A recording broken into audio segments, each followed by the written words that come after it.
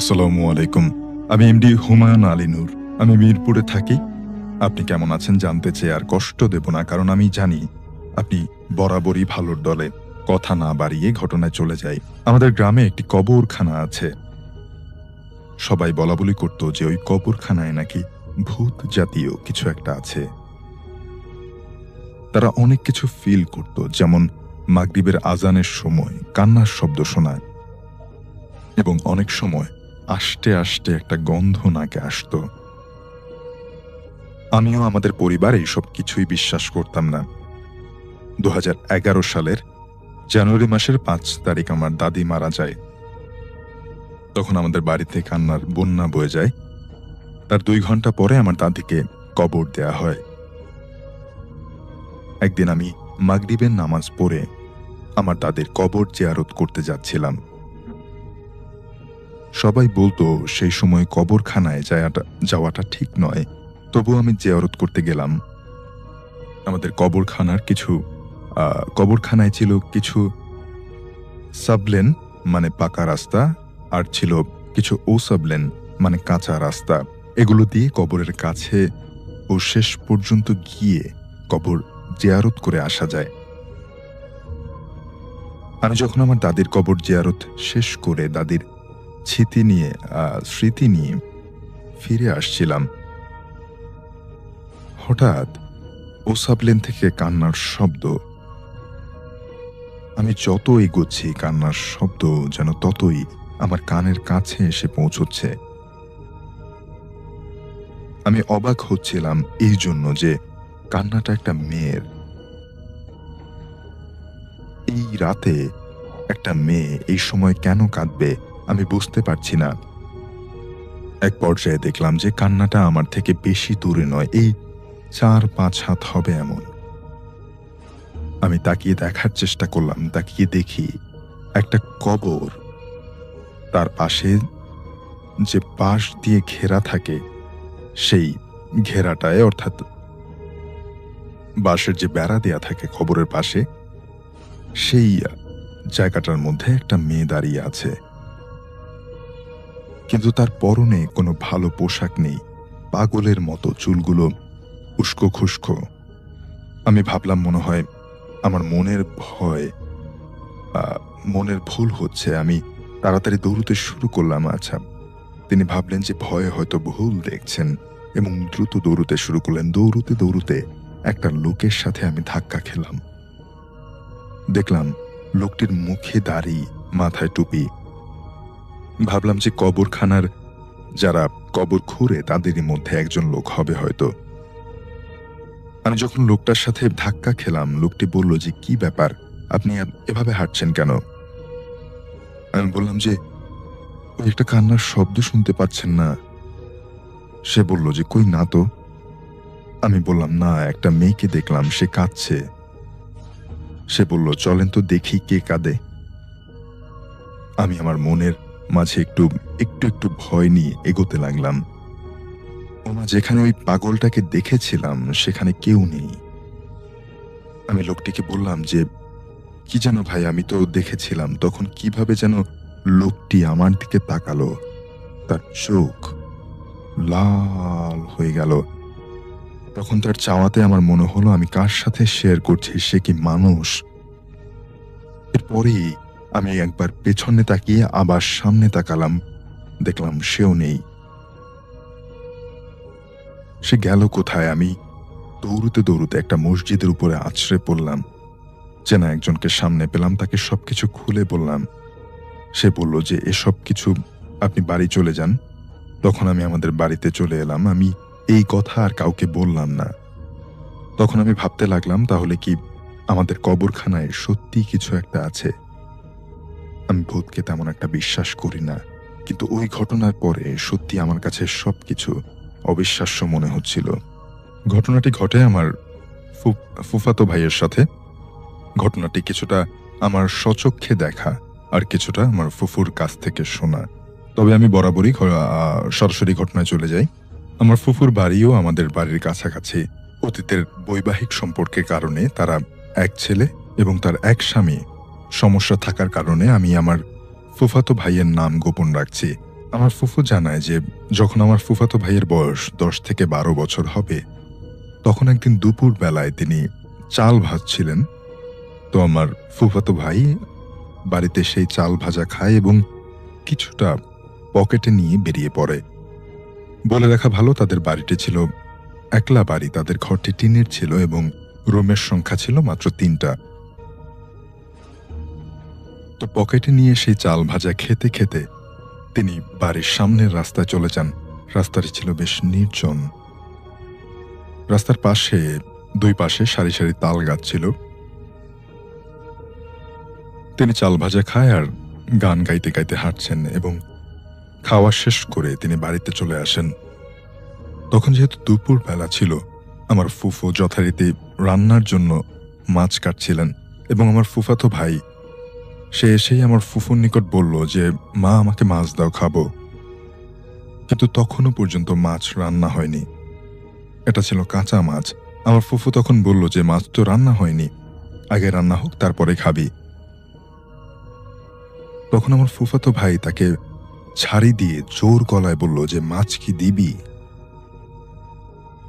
আমার ফুফু থমকে যায় এবং তার মুখের দিকে তাকিয়ে দেখে যে তার চোখগুলো লাল হয়ে গেছে, মুখ থেকে ঘাম ঝরছে। তখন আমার ফুফু বুঝল যে তার অন্য কিছু হয়েছে। তিনি ভয়ে পাশের বাড়ি অর্থাৎ আমাদের বাড়ির মানুষকে ডাকাডাকি শুরু করলেন যে, "দেখো আমার ছেলের কি হয়েছে।" তো যখন মানুষজন আসলো তখন আমার ফুফাতো ভাই সবাইকে অশ্লীল ভাষায় গালমন্দ করতে থাকে। সবাই জিজ্ঞেস করে তাকে যে তার কি হয়েছে। তখন আমার ফুফু বলে যে ভাত ছিল না, চাল ভেজে খেতে দিয়েছিলাম। খেতে খেতে বাহিরে চলে যায় এবং এখন এসে এরকম আচরণ করছে। তখন আমার চাচা এবং অন্যান্য ভাইয়েরা ছিল, তারা বুঝতে পারল যে তার উপরে কিছু আসর করেছে। তখন তাকে দোয়া দরুদ পড়ে অনেক ঝাড়ফুঁক করানোর চেষ্টা করে, কিন্তু তিনি সবাইকে মারার জন্য চেষ্টা করে। বারবার সবার দিকে এগিয়ে আসে মারার জন্য, শুধু বলে, "ছাড় আমাকে এবং তোরা চলে যা।" এরই মধ্যে বিকেল হয়ে সন্ধ্যা নেমে আসলে আমার ফুফাতো ভাইয়ের আচরণ ক্রমাগত পরিবর্তন হতে থাকে। এক পর্যায়ে তাকে ধরে রাখতে পারছে না। আমার চাচারা তারা সবাই মিলে তাকে রুমের পিলারের সাথে শেকল দিয়ে বাঁধে এবং সেদিন সন্ধ্যায় স্থানীয় এক হুজুর ডাকা হয়। হুজুর আসার আগ পর্যন্ত তিনি হিন্দু ধর্মের বিভিন্ন শ্লোক ও মাঝে মাঝে জিকির করছেন আর সবাইকে থুথু নিক্ষেপ করছেন বারবার। অর্থাৎ তার ফুফাতো ভাই তাকে যখন বেঁধে রাখা হয়, হুজুর আসার আগ পর্যন্ত তিনি বিভিন্ন ধরনের শ্লোক বলছিলেন এবং মাঝে মাঝে জিকির করছিলেন আর সবাইকে থুথু নিক্ষেপ করছেন। তো হুজুর আসার পরে হুজুর তাকে দেখে এবং সব ঘটনা শুনে যখনই হুজুর তাকে ধরার চেষ্টা করে বা দোয়া দুরুদ পড়ে ফু দিচ্ছে, তখনই যেন তিনি আরো উত্তেজিত হয়ে যাচ্ছেন।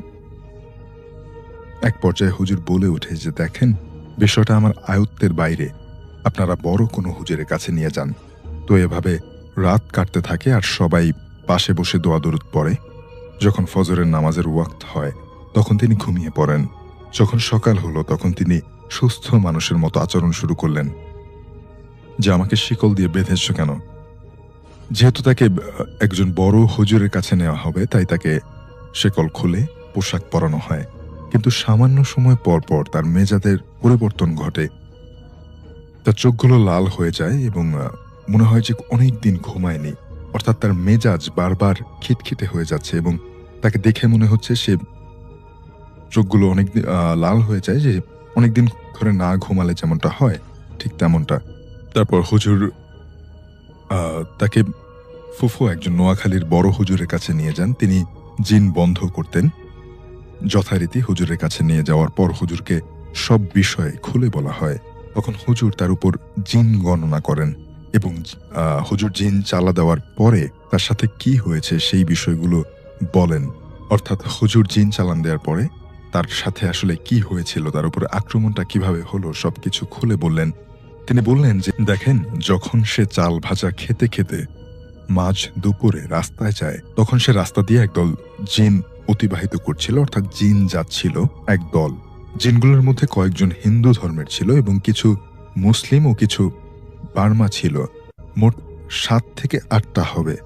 তো সেদিন সেখানেই জিনগুলোকে বোতলে বন্দী করা হয়।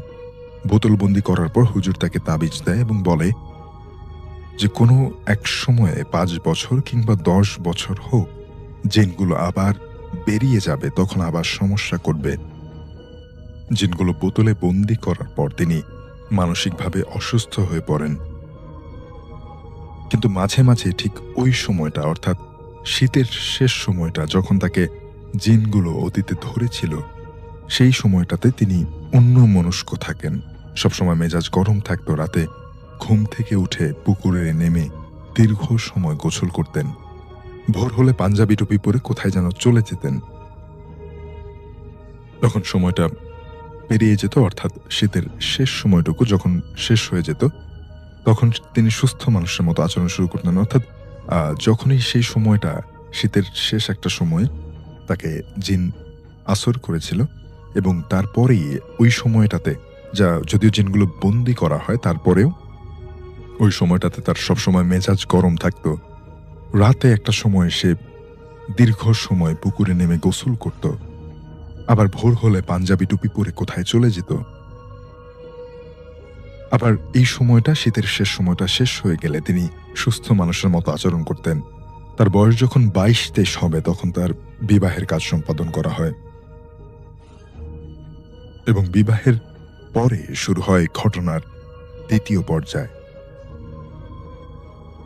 বিবাহের কিছু বছর পর তার প্রথম সন্তানের জন্ম হয়, কিন্তু দুর্ভাগ্য, হাসপাতাল থেকে বাড়িতে আনার আগেই তার সন্তানের মৃত্যু হয়। তখন তিনি সুস্থ মস্তিষ্কের ছিলেন না। অনেকে ধারণা করেন যে তিনি তার বাচ্চাকে হত্যা করেন। এরই মধ্যে তার আচরণে অদ্ভুত পরিবর্তন হতে থাকে। একদিন সকালে তিনি আমার ফুফুর হাত থেকে কাঁচা চিংড়ি মাছের পেয়ালা নিয়ে মাছ খেতে শুরু করেন। তখন আমার ফুফু পেয়ালা কেড়ে নেয়। যখন ফুফু পেয়ালাটা নেয়, তিনি ভয়ানক দৃষ্টিতে তার দিকে তাকিয়ে হঠাৎ তাকে ধরে কান্না শুরু করেন। গ্রামের প্রচলিত মতবিশ্বাস, তিনি প্রায় সময় আমার ফুফু একটা পুরানো পরিত্যক্ত জায়গায় মাছ দিয়ে আসতেন এবং মাছগুলো পরের দিন পাওয়া যেত না। যতই দিন যায় সবাই হতাশা অনুভব করতে শুরু করে, কারণ তিনি মানসিকভাবে অসুস্থ হয়েছে নাকি সেই জিন আবার আসর করেছে, কেউ বুঝতে পারছে না। তো আমার ফুফু আবার সেই বড় হুজুরের কাছে তাকে নিয়ে যায় এবং হুজুর তাকে আবার তাবিজ দেয়। কিন্তু জিনগুলো বোতলে বন্দি করেনি। অর্থনৈতিক অবস্থা অবনতির কারণে তাবিজের প্রভাবে তিনি বেশ কিছু বছর সুস্থ থাকেন এবং তার আরও একটি সন্তানের জন্ম হয়। সন্তান বড় হওয়ার সাথে সাথে তার তাবিজের প্রতি একটা অনীহা সৃষ্টি হয় এবং এক পর্যায়ে তাবিজটা হারিয়ে ফেলে সে। সময়টা ছিল ২০১২ সাল। তখন তার বয়স ৩২ বছর। হঠাৎ একদিন আমার ফুফাতো ভাই তার বাড়ি ঘর সব উজাড় করে ফেলেছে। আবোল তাবোল গল্পগুজব শুরু করলো। তার স্ত্রী ও ছেলেকে মারার জন্য খুঁজতে থাকে। তখন তার স্ত্রী এবং ছেলেকে বাবার বাড়ি পাঠানো হয়, অর্থাৎ তার শ্বশুর বাড়ি পাঠানো হয়। এমন অবস্থায় আমার বাবা চাচারা সবাই ফুফুর বাড়ি আসে এবং তাকে আবারও শেকলে বাঁধে। যখন তাকে শেকলে বাঁধা হচ্ছে, তখন তিনি হিন্দু ধর্মের শ্লোক ও মাঝে মাঝে জিকির করছেন। কোনো প্রকারের দোয়া দুরুদ কাজ হচ্ছিল না এবং তিনি এক হাতের শিকল ছিঁড়ে খুলে ফেলেন এবং তার গাল থেকে নিচের ২টা দাঁত তুলে ফেলেন। ওর সাথে সাথে আবার দাঁতগুলো দাঁতের জায়গায় রেখে দেয়। তখন তার মুখ থেকে অঝরে রক্ত ঝরছিল এবং তিনি সেটা সবাইকে থুথু আকারে নিক্ষেপ করছিল। এমত অবস্থায় আমার ফুফু এবং তাদের পরিবারের সবাই হাহাকার শুরু করে দেয়। আমি এখানে একটু থামতে চাচ্ছি যে কতটা ভয়ঙ্কর হলে এমনটা হতে পারে যে মানুষ তার মুখ থেকে, নিজের মুখ থেকে দাঁত তুলে ফেলে, সেখানে যে রক্তটা হচ্ছে সেই রক্তটা অন্য মানুষের গায়ে থুথুর আকারে নিক্ষেপ করছেন। নিশ্চয়ই তিনি তার ভেতরে ছিলেন না, কেননা যে কোনো মানুষ, সে যদি মানসিকভাবে বিপর্যস্ত হয়ে থাকে, তারপরও তার পক্ষে সম্ভব হবে না যে দাঁতটাকে তিনি তুলে ফেলবেন এবং তারপরে যে ব্যথা অনুভূত হবে, সেই ব্যথা উপেক্ষা করে অন্য মানুষের দিকে রক্ত ছুঁড়ে দেয়া, এটা আসলে এটা প্যারানরমাল কোনো ঘটনা ছাড়া আর সম্ভব নয়। সেদিন রাতে স্থানীয় হুজুর ডাকা হয়। তখন হুজুর দোয়া দরুদ পড়ে তার মুখের সামনে আগুনের ধোঁয়া দেয়। যখনই হুজুর তার মুখের সামনে আগুনের ধোঁয়া দিচ্ছিল, এমন সময় তিনি এমন জোরে এক নারা দিলেন যে ভাই বিশ্বাস করবেন কিনা, তার সমস্ত ঘর কেঁপে উঠল। প্রায় ৬-৭ জন মানুষ তাকে ধরে রাখতে পারছে না। হুজুর কিছুই করতে পারেনি, বরং হুজুর আসার পর তিনি আরো উত্তেজিত হয়ে পড়ে। তো সেদিন রাতে এভাবেই সবাই কাটিয়ে দেয়। কিছু সময় পরে তিনি শুয়ে পড়েন। পরের দিন সকালে তিনি ঠিক ভোরে ওঠে এবং আমার ফুফুকে বলে যে, আমাকে শিকল দিয়ে বেঁধেছো কেন? যেহেতু তিনি স্বাভাবিক থাকেন, তাই তাকে শিকল থেকে ছাড়ানো হয়। তারপর তার স্ত্রী ও ছেলেকে খুঁজতে থাকে। খুঁজে না পেয়ে শ্বশুর বাড়ি চলে যায়। তার সাথে আমার ফুফুও চলে যায়। তার শ্বশুর শাশুড়ি বিষয়টা নিয়ে ভয়ে ছিল। যখন তিনি শ্বশুর বাড়ি যান, সেখানে যথারীতি দিনে খাওয়া দাওয়া করে তিনি দিনে একটু মানসিক রোগীর মতো আচরণ করত। যখন সন্ধ্যা ঘনিয়ে আসতো, রাত হলো, তখন তাকে ঘুমানোর জন্য আলাদা ঘর দেয়া হলো। তার ছেলে এবং আমার ফুফু একসাথে ঘুমায়। রাত তখন প্রায় ১টা কি ২টা হবে। হঠাৎ তিনি রুমের দরজা ভেঙে আমার ফুফুর রুমে চলে আসে। তার ছেলেকে সে মেরে ফেলবে। এই অবস্থায় আমার ফুফু চিৎকার চেঁচামেচি শুরু করে। তখন তার শালা এবং শ্বশুর তাকে ধরে এবং শিকলে বাঁধে। সেদিন রাতেই তার শ্বশুর সেখানকার একজন বড় হুজুর আনেন এবং তিনি সব ঘটনা ও বিষয় নতুন করে জানার পর তার উপর থাকা জিনগুলো বোতলে বন্ধ করে মাটিতে পুঁতে ফেলেন। কিন্তু তিনি মানসিকভাবে ক্ষতিগ্রস্ত হয়ে পড়েন। আজ তার বয়স ৪৫ বছর। এখনো সেই সময়টা যখন তাকে অতীতে জিনগুলো ধরত, অর্থাৎ শীতের সময়টা, তিনি ১-২ মাস মানসিকভাবে অসুস্থ থাকেন। সবসময় উগ্র মেজাজে থাকেন। জিনগুলোর থেকে মুক্তি পেলেও এদের প্রভাব থেকে তিনি মুক্তি পাননি। আসসালামু আলাইকুম রাসেল ভাই। আশা করছি আপনি ভালো আছেন, কারণ আমি জানি আপনি সবসময় ভালো দলেই থাকেন। তো রাসেল ভাই, আজকে আমি আপনাকে যে ঘটনাটি শেয়ার করছি, এই ঘটনাটা আমাদের এলাকার একটা কবরস্থানের ঘটনা। তো আমি কথা না বাড়িয়ে সরাসরি আমার ঘটনায় চলে যাচ্ছি। সেই সময়টা ছিল বর্ষার একদম শেষের দিকের। বর্তমান যেই সময়টা চলতেছে এরকম একটা সময়। টানা কয়েকদিন বৃষ্টিতে গ্রামের নামকরা যেই কবরস্থানটা আছে, সেই কবরস্থানটা কাদায় ভরে গিয়েছিল প্রায়। জায়গাটার নাম ছিল বটতলার কবরস্থান। জায়গাটা এত বেশি ভয়ানক ছিল যে দিনের বেলাতেও মানুষ সেখানে একা যেত না। যখন মানুষ অনেকজন যেত তখনই যেত, কারণ অনেক বছর ধরে গ্রামের লোকজন একটা অদ্ভুত ব্যাপার লক্ষ্য করত এই কবরস্থানটাকে নিয়ে। বিভিন্ন রকমের ঘটনা শোনা যায়, কিন্তু রাত হলেই কবরস্থানের দিক থেকে অনেক বেশি কান্নার আওয়াজ আসে। যেই আওয়াজটা গ্রামের এমন কোনো মানুষ নেই শোনে নাই। যাই হোক, সেই গ্রামেই আমার এক বন্ধুর বাড়ি। যেই বন্ধুটার নাম হচ্ছে রফিক। রফিক ছোটবেলা থেকেই অনেক বেশি সাহসী, এবং এত বেশি সাহসী যে সে সবসময় সেনাবাহিনীতে যোগ দিবে বলে মানুষদের বলে বেড়াতো। তো এই রফিক গ্রামের এইসব ভূত পেতে একদমই বিশ্বাস করতো না। সে মনে করত আসলে এইসব বানোয়াট মানুষের মুখের কথা বা গোল গল্প। তো এক রাতে চায়ের দোকানে বসে সবাই যখন ওই কবরস্থানের গল্প করছিল, ঠিক সেখানেই উপস্থিত ছিল রফিক। এবং রফিক এই সব কিছু শুনে বেশ খানিকটা সময় ধরে হাসলেন এবং বলল, সবই মিথ্যা কথা। এগুলো বলে মানুষদের ভয়ে রাতের বেলা ওইদিকে যাওয়া বন্ধ করেছে, এটাই একটা নিয়ম, তাছাড়া অন্য কিছুই হতে পারে না। তারপর সেখানে থাকা তার কয়েকজন বন্ধু সবাই মিলে রফিকের সাথে বাজি ধরল। ঠিক আছে, তুই তো খুব বেশি পালোয়ান হয়ে গেছিস, তুই তো অনেক বেশি সাহসী, তো ঠিক আছে তুই একদিন যা না সেই রাতে কবরস্থানের পাশ থেকে একটু ঘুরে আয়, দেখি তোর কেমন সাহস।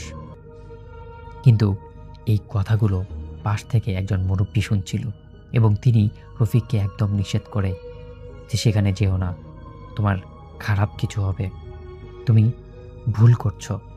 কিন্তু বন্ধুদের সাথে বাজি এবং মনের প্রবল সাহস নিয়ে রফিক এই সব কিছু কথা উপেক্ষা করে পরদিন রাত প্রায় ১টার সময় রওনা দিল সেই কবরস্থানের দিকে। আকাশে তখন অর্ধেক চাঁদ, চারদিকে কুয়াশা, হাতে একটা টর্চ এবং একটা মোবাইল নিয়ে রফিক একাই হাঁটতে লাগলো সেই কবরস্থানের দিকে। দূর থেকে শিয়ালের ডাক, কুকুরের ডাক এবং ভীষণ রকমের অন্ধকার তাকে আচ্ছন্ন করে রেখেছিল। কিছু দূর যাওয়ার পর তার নাকে যেন কেমন একটা পচা পচা গন্ধ আসতে শুরু করলো। কিন্তু এই সব কিছুকে উপেক্ষা করে সে চলল সেই কবরস্থানের দিকে। কবরস্থানের ভিতরে ঢুকতেই সে খেয়াল করলো পুরো জায়গাটা কেন জানি অস্বাভাবিকভাবে চুপচাপ। এমন নীরবতা যেন চারপাশটা হঠাৎ করে সব কিছু নিস্তব্ধ হয়ে গেছে। মাটি যে ঝিঝি পোকার ডাক, এতক্ষণ থেকে যে শিয়ালের শব্দ, কুকুরের শব্দ এবং অন্যান্য শব্দগুলো তার কানে আসতেছিল, এই কবরস্থানটা ঢোকার পর থেকে তার হঠাৎ সব কিছুই যেন একদম সাইলেন্ট হয়ে গেছে। তারপর সে হঠাৎ করে শুনতে পারল টুপ টুপ টুপ টুপ কিছু শব্দ।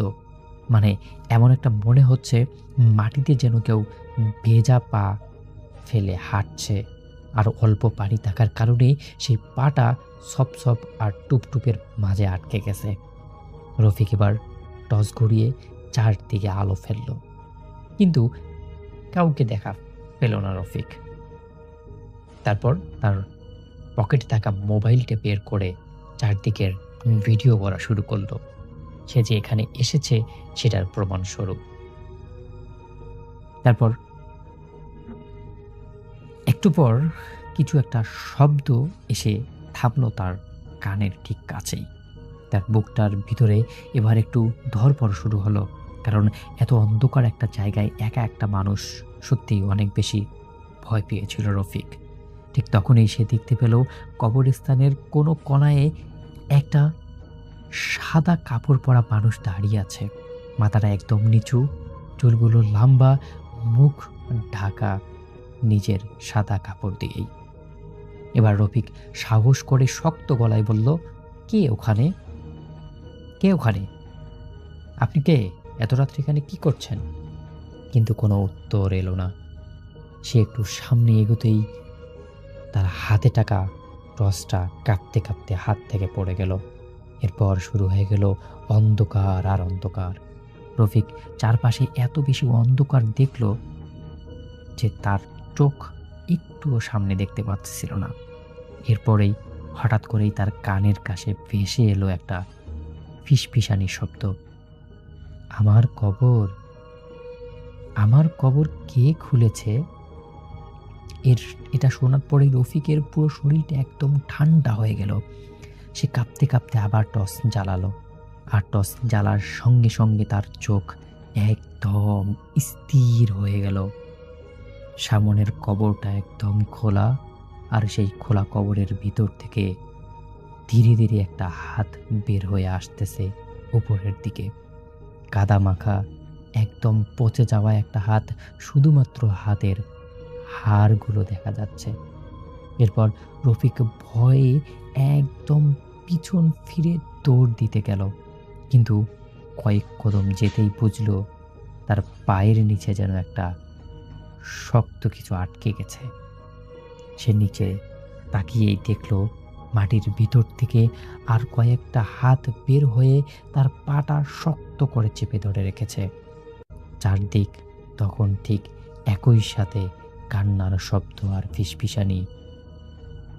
কান্নার শব্দগুলোর মধ্যে স্পষ্টভাবে ভেসে আসছে, একা রেখে যাস না, আমরা তোর সাথে যাব, একা রেখে যাস না। এটা শোনার পর রফিক অনেক চেষ্টা করলো সেই হাতগুলো থেকে ছোটার, কিন্তু সে কোনোভাবেই আর সেখান থেকে ফিরে আসতে পারল না। তারপর তার আর কিছুই মনে নেই। পরদিন সকালে গ্রামের লোকজন কবরস্থানের পাশে রফিকের টর্চ লাইট খুঁজে পায় এবং আর কিছুক্ষণ খোঁজাখুঁজির পর তারা দেখতে পারে একটা খোলা লাশের উপর রফিক অজ্ঞান অবস্থায় শুয়ে আছে। গ্রামের লোকজন গত রাতের ঘটনাটা সবারই জানা, কিন্তু রফিকের এরকম অবস্থা হবে তারা কেউ কখনোই বিশ্বাস করতে পারেনি। যাই হোক, রফিককে পরবর্তী সময়ে নিয়ে যাওয়া হয় একজন ভালো কবিরাজের কাছে এবং ভালোভাবে ঝাড়ফুঁক করে রফিককে সুস্থ করা হয়। এখন রফিক আছে রফিকের মতো, কিন্তু সেই কবরস্থানটা আছে এখনো ভুতুড়ে অবস্থায়। আব্দুর রব মৃধা উনি একজন পেশায় কৃষক ছিলেন। ওনার বাসা হচ্ছে নড়াইল জেলার লোহাগাড়া উপজেলার শালনগর ইউনিয়নের মাকরাইল গ্রামে। এই মাকরাইল গ্রামে ওনার বসতি এবং অনেক আগে থেকে তিনি সেখানে বংশ পরম্পরায় বসবাস করছেন। ওনার কৃষি জমি সেটি ওনার ভিটা থেকে 5 থেকে 7 কিলোমিটার দূরে। প্রতিদিন সেখানে তিনি যান এবং সেখানে ওনার যে 2টি গরু রয়েছে এই গরু দিয়ে সেখানে চাষাবাদ করেন। যেহেতু বাসা থেকে 5 থেকে 7 কিলোমিটার দূরে ওনার জমি ছিল, এই জন্য উনি যে কাজটি করতেন সেটি হচ্ছে যে ফজরের আজানের ঠিক পরপরই উনি গরু এবং লাঙল নিয়ে এবং বা কৃষিকাজ রিলেটেড আনুষঙ্গিক জিনিসপত্র নিয়ে বের হয়ে যেতেন। সকালের আলো হতে না হতেই উনি ওনার জমিতে চলে যেতেন এবং চাষাবাদ শুরু করতেন এবং পরন্ত বিকেলে আবার ফিরে আসতেন। ওনার মতো কিন্তু আরও কৃষক ছিল, তারাও ঠিক আজানের পরপরই রওনা দিত এবং ভোরের আলো ফুটতে না ফুটতেই তারা তাদের জমিতে চলে এসে চাষাবাদ শুরু করে দিত। এমনই একটি রাতের ঘটনা। আলামিনের নানা আব্দুর রব মৃধা হঠাৎ রাতে ওনার ঘুম ভেঙে যায়। তিনি তখনও বুঝতে পারছিলেন না যে ফজরের আজান কি হয়েছে নাকি হয়নি। তখন আসলে তিনি ওইভাবে ঘড়ি দেখারও প্রয়োজন বোধ করেন নাই। তখন তিনি যে কাজটি করেন, তিনি ঘর থেকে বের হন, বের হয়ে ওনার যেই 2টি গরু রয়েছে এই গরু নিয়ে এবং লাঙল নিয়ে উনি ওনার মাঠের দিকে রওনা দেন। ওই রাতটি ছিল জ্যোৎস্না রাত। জ্যোৎস্না রাতে ওনার পথ চলতে কোনো অসুবিধা হচ্ছিল না। প্রতিদিন যে যতটুকু সময় লাগে সেই সময়ের মধ্যেই উনি ওনার ক্ষেতে পৌঁছে যান এবং পৌঁছেই উনি গরু দিয়ে হাল চাষ শুরু করেন। অনেকক্ষণ হয়ে যাচ্ছে যে হাল চাষ করছেন, কিন্তু সকাল হচ্ছে না। উনি ভাবছেন এমন তো কখনো হয় না, সাধারণত সকাল হওয়ার সাথে সাথেই তো চলে আসে, আজকে না হয় একটু তাড়াতাড়ি চলে আসছে, কিন্তু সকাল কেন হচ্ছে না। উনি এই জিনিসটি ভাবছেন এবং হাল চাষ করছেন এবং উনি আরো চিন্তা করছেন যে এতক্ষণে তো কারো না কারো চলে আসার কথা এখানে, আরো কৃষকদের যাদের আশেপাশে জমি আছে, কিন্তু তারাও কেউ আসছে না। এদিকে সকালও হচ্ছে না। আসলে কি ফজরের আজান হয়েছে? উনি সেই চিন্তা করছিলেন। এমনই চিন্তা যখন করছেন তখন হঠাৎ ওনার কানে একটি বাচ্চার কান্নার আওয়াজ ভেসে আসে। বাচ্চাটি কান্নাকাটি করছে। উনি চিন্তা করলেন যে কি ব্যাপার, বাচ্চা কান্নাকাটি করছে কোথায়? উনি তাকিয়ে দেখলেন যে ওনার ক্ষেতের পূর্ব দিকে যে আইল আছে এই আইলের উপরে একজন মহিলা তার কোলে একটি বাচ্চা নিয়ে বসে আছে এবং ওই বাচ্চাটি কান্নাকাটি করছে। উনি চাঁদের আলোতে স্পষ্ট দেখতে পাচ্ছেন বাচ্চা এবং বাচ্চার মাকে। বাচ্চা কাঁদছে এবং বাচ্চার মা বাচ্চাকে সান্ত্বনা দিচ্ছে।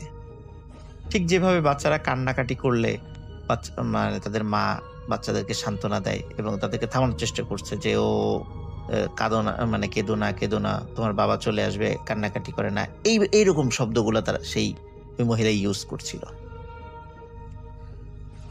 আলামিনের নানা আব্দুর রব মৃধা অত্যন্ত সাহসী একজন মানুষ ছিলেন। তিনি বুঝতে পেরেছিলেন যে এত রাত্রে এখানে কিন্তু কোনো বাচ্চা সহ মহিলা আসার কথা নয়। নিশ্চয়ই এটি কোনো প্যারানর্মাল ঘটনা হবে। তিনি যে কাজটি করার চেষ্টা করেন সেটি হচ্ছে যে তিনি চিন্তা করেন যে এখান থেকে দ্রুত বের হয়ে যাই, আবার বাড়ির দিকে চলে যাই।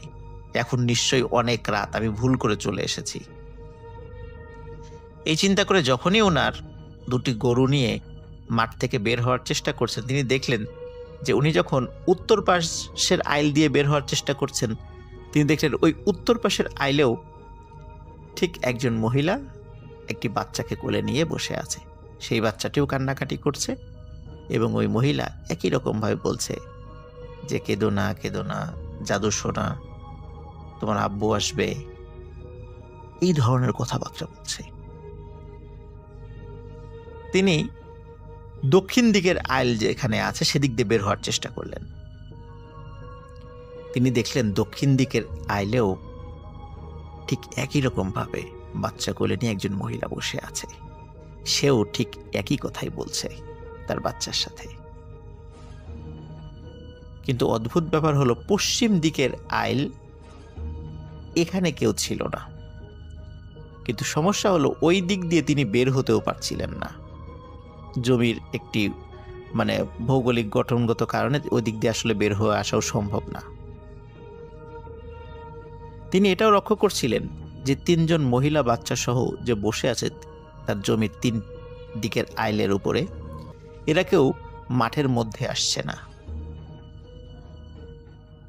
তিনি কিন্তু সিগারেট খাওয়ার সিগারেটে খুব আসক্ত ছিলেন। আসলে গ্রামের যারা কৃষক তারা আসলে সিগারেট খান না, যেটা খায় সেগুলো বিড়ি। তিনি বিড়িতে খুব আসক্ত ছিলেন। ওনার কাছে এক প্যাকেট বিড়ি ছিল, ম্যাচও ছিল। উনি জানতেন যে আগুন জ্বালালে সাধারণত কেউ ক্ষতি করতে পারে না, এই টাইপের প্যারানর্মাল কোনো বিষয়গুলো তাদের ক্ষতি করতে পারে না। এই জন্য তিনি বিড়ি ধরান এবং একটার পর একটা বিড়ি টানতে থাকেন। একটা সময় পর বিড়িগুলো শেষ হয়ে যায়। তখন যেটি কাজটি করেন সেটি হচ্ছে ওনার যে দুটি গরু নিয়ে এসেছিলেন, এই দুটি গরুর গলায় যে রশি ছিল সেই রশি দুটি তিনি এক হাতে ধরেন এবং জোরে জোরে দোয়া পড়তে থাকেন। কিছু সময় পর আজানের শব্দ ভেসে আসে দূর মসজিদের মাইক থেকে। আজানের শব্দ আসার পরে আব্দুর রব মৃধা স্পষ্টভাবে দেখতে পান এই তিনজন মহিলা আইলের উপর থেকে উঠে দাঁড়ালো এবং উঠে দাঁড়িয়ে তারা যে দিক থেকে এসেছিল তার উল্টা দিকে হেঁটে চলে যাচ্ছে এবং অদৃশ্য হয়ে যাওয়া না, হাঁটতে হাঁটতে হাঁটতে হাঁটতে চলে যাচ্ছে। এভাবে চোখের আড়াল হয়ে গেল। তার কিছু সময় পরেই আরো কিছু কৃষকরা তারাও গরু এবং লাঙল নিয়ে তাদের জমিতে চলে আসে। তাদের কাছে তিনি আর কিছু বলেন না, যথারীতি চাষাবাদ করে পরন্ত বিকেলে উনি বাড়িতে ফিরে যান। বাড়িতে ফিরে গিয়ে উনি ওনার স্ত্রীকে সব ঘটনা খুলে বলেন। ওনার স্ত্রী আরো কিছু দোয়া পড়ে পানিতে ফু দিয়ে তাকে গোসল করিয়ে দেন এবং ঝাড়ফুঁক করেন যে আল্লাহ তাআলা তাকে কোনো ক্ষতি হতে দেননি। এর প্রায় 2 থেকে 2.5 বছর পর ঘটে আরেকটি ঘটনা। এর মধ্যে কিন্তু আর কোনো ঘটনা তার সাথে ঘটেনি। স্বাভাবিকভাবে মাকরাইল গ্রামের পাশেই নদী রয়েছে। তো সাধারণত আব্দুর রব মৃধা উনি যে কাজটি করতেন, বা শুধু উনি না, ওনার বাবা বা ওনার যে আত্মীয় স্বজনরা, পাশে যেহেতু নদী ছিল, নদীর ওখানে কিছু চরও ছিল, তো সেখানে সন্ধ্যার পরে মাছ ধরার জন্য বিভিন্ন ধরনের ইনস্ট্রুমেন্টগুলা পেতে রাখতেন। জাল সহ বিভিন্ন ধরনের ইনস্ট্রুমেন্ট আছে, সেই জিনিসগুলো পেতে রাখতেন এবং প্রচুর মাছও পাওয়া যেত। তখনও আব্দুর রব মৃধার পিতা জীবিত ছিলেন। উনি অনেক বয়স্ক থাকলেও মাছ ধরা তার খুব নেশা ছিল। তো আব্দুর রব মৃধা, তার পিতা এবং তার আরো চাচাতো ভাইটাই মিলে তারা মাছ ধরতে যান।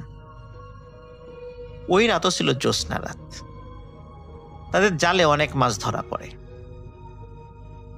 সাধারণত গ্রামে মাছ রাখার যে ঝুড়িটা এটাকে খালই বলে। দেখা যাচ্ছে এক খালই মাছ হয়ে গেছে। তখন আলামিনের নানা মানে আব্দুর রব মৃধা তাকে তার বাবা বলে যে, এই আব্দুর রব, মাছ তো এক খালি হয়ে গেছে, বাসা তো কাছেই, যা তুই এটা রেখে আয়, বাসায় গিয়ে মাছটা রেখে আবার খালইটা খালি করে নিয়ে আয়। তো চিন্তা করলেন আব্দুর রব মৃধা যে হ্যাঁ ভালো, কোথায় তো চলে যাই। উনি খালইটা নিয়ে আবার বাড়ির দিকে হাঁটা শুরু করেন। উনি যখন বাড়ির দিকে হাঁটা শুরু করেন, ওনার বাড়ির কাছাকাছি একটি বাগান রয়েছে। ওই বাগানটি পার হয়ে ওনার বাড়িতে আসতে হয়। যখন তিনি বাগানের মধ্যে প্রবেশ করেছেন, হঠাৎ করে পেছন থেকে কেউ বলছে, এই রবে, মাছগুলা দিয়ে যা। আসলে ওনার নাম আব্দুর রব থাকলেও গ্রামের মানুষজন তাকে রবে রবে বলতো। রব না বলে রবে বলতো। তো বলছে, রবে, মাছগুলো দিয়ে যা। উনি প্রথম দিকে পাত্তা দেয় নাই, হয়তো তিনি চিন্তা করেছেন হয়তো বা শুনতে ভুল করছেন। তিনি হেঁটে যাচ্ছেন, আবার পেছন থেকে ধমক দিয়ে বলছে, এই রবে, তোকে না মাছগুলো দিতে বললাম, মাছ দিয়ে জানালে কিন্তু তোর ক্ষতি হবে। তিনি যে কাজটি করেন, তিনি মাছগুলো নিয়ে জোরে এক দৌড় লাগান। দৌড়াতে দৌড়াতে হঠাৎ উনি দেখতে পান 4-5টি ছায়া তাকে ঘিরে ধরেছে। তখন তিনি বুঝতে পারেন এবার আর তার নিস্তার নেই। ওনার যতক্ষণ জ্ঞান ছিল, পরবর্তীতে উনি যেটা বলেছেন যে উনি শুধু চিৎকার দিয়ে বলতে পেরেছিলেন, এই তোরা কে, কোথায় আসিস, আমাকে এরা ধরে নিয়ে যাচ্ছে। জাস্ট এতটুকু উনি বলতে পেরেছিলেন। এদিকে ওই বাগানের পাশেই আরেকজনের বাড়ি ছিল। ওই ব্যক্তি এই শব্দটি শুনে ফেলে যে আব্দুর রব মৃধা উনি চিৎকার করে এই ধরনের কথা বলেছেন। ওনার নাম ছিল বদিউর রহমান। স্থানীয়ভাবে লোকজন তাকে বদিয়ার বলতো। তো এই বদিয়ার এই শব্দটি শুনে, যেহেতু তার বাড়ি কাছাকাছি ছিল, একদম কাছে ছিল, উনি দ্রুত টর্চ লাইট নিয়ে বের হয়ে আসেন। বের হয়ে এসে আব্দুর রবকে খুঁজতে থাকেন। তিনি কোথাও তাকে দেখতে পান না, কিন্তু যেহেতু চিৎকার করেছেন উনি এত রাত্রে, নিশ্চয়ই কোথাও না কোথাও তিনি আছেন। এই বদিয়ারও খুব সাহসী লোক ছিলেন। তিনি একাই আব্দুর রব মৃধাকে খোঁজার জন্য বের হলেন। যেহেতু নদী কাছেই ছিল, হঠাৎ করে উনি দেখতে পেলেন যে উনি যেদিক দিয়ে খুঁজতে যাচ্ছেন সেখানে একটি গামছা পড়ে আছে। উনি যেহেতু আব্দুর রব মৃধাকে খুব ভালো করে চিনতেন এবং আব্দুর রব মৃধা যে গামছাটি সবসময় সাথে রাখতেন সেই গামছাটিকেও চিনতেন, তিনি বুঝতে পারলেন যে আব্দুর রব মৃধার কোনো বিপদ হয়েছে, নাহলে গামছাটা এখানে পড়ে আছে কেন। তিনি দ্রুত নদীর দিকে আগাতে থাকলেন। নদীর কাছাকাছি যাওয়ার সাথে সাথে উনি এক ধরনের অদ্ভুত গোংরানির আওয়াজ শুনতে পান। তিনি দ্রুত নদীর কাছে গিয়ে দেখেন যে আব্দুর রব মৃধার পা দুটো উপরে এবং মাথা বালির মধ্যে ঢুকিয়ে রেখেছে এবং ওইখান থেকে গোংরানির আওয়াজ আসছে। ওনার দম বন্ধ হয়ে গেছে, হালকা হালকা নিঃশ্বাস ওই বালুর মধ্যে দিয়ে তার নাকে যাচ্ছে, এই জন্য উনি গোংরানির আওয়াজ করছেন। উনি দ্রুত সেখানে যান এবং সেখান থেকে আব্দুর রব মৃধাকে উদ্ধার করে নদীর পানি দিয়ে হাত মুখ ধোন। তিনি খুব অসুস্থ হয়ে পড়েছিলেন এবং আর 1-2 মিনিট পরে হয়তোবা বদিয়ার মিয়া গেলেই আব্দুর রব মৃধাকে মৃত অবস্থায় তাকে দেখতে পেতেন তিনি।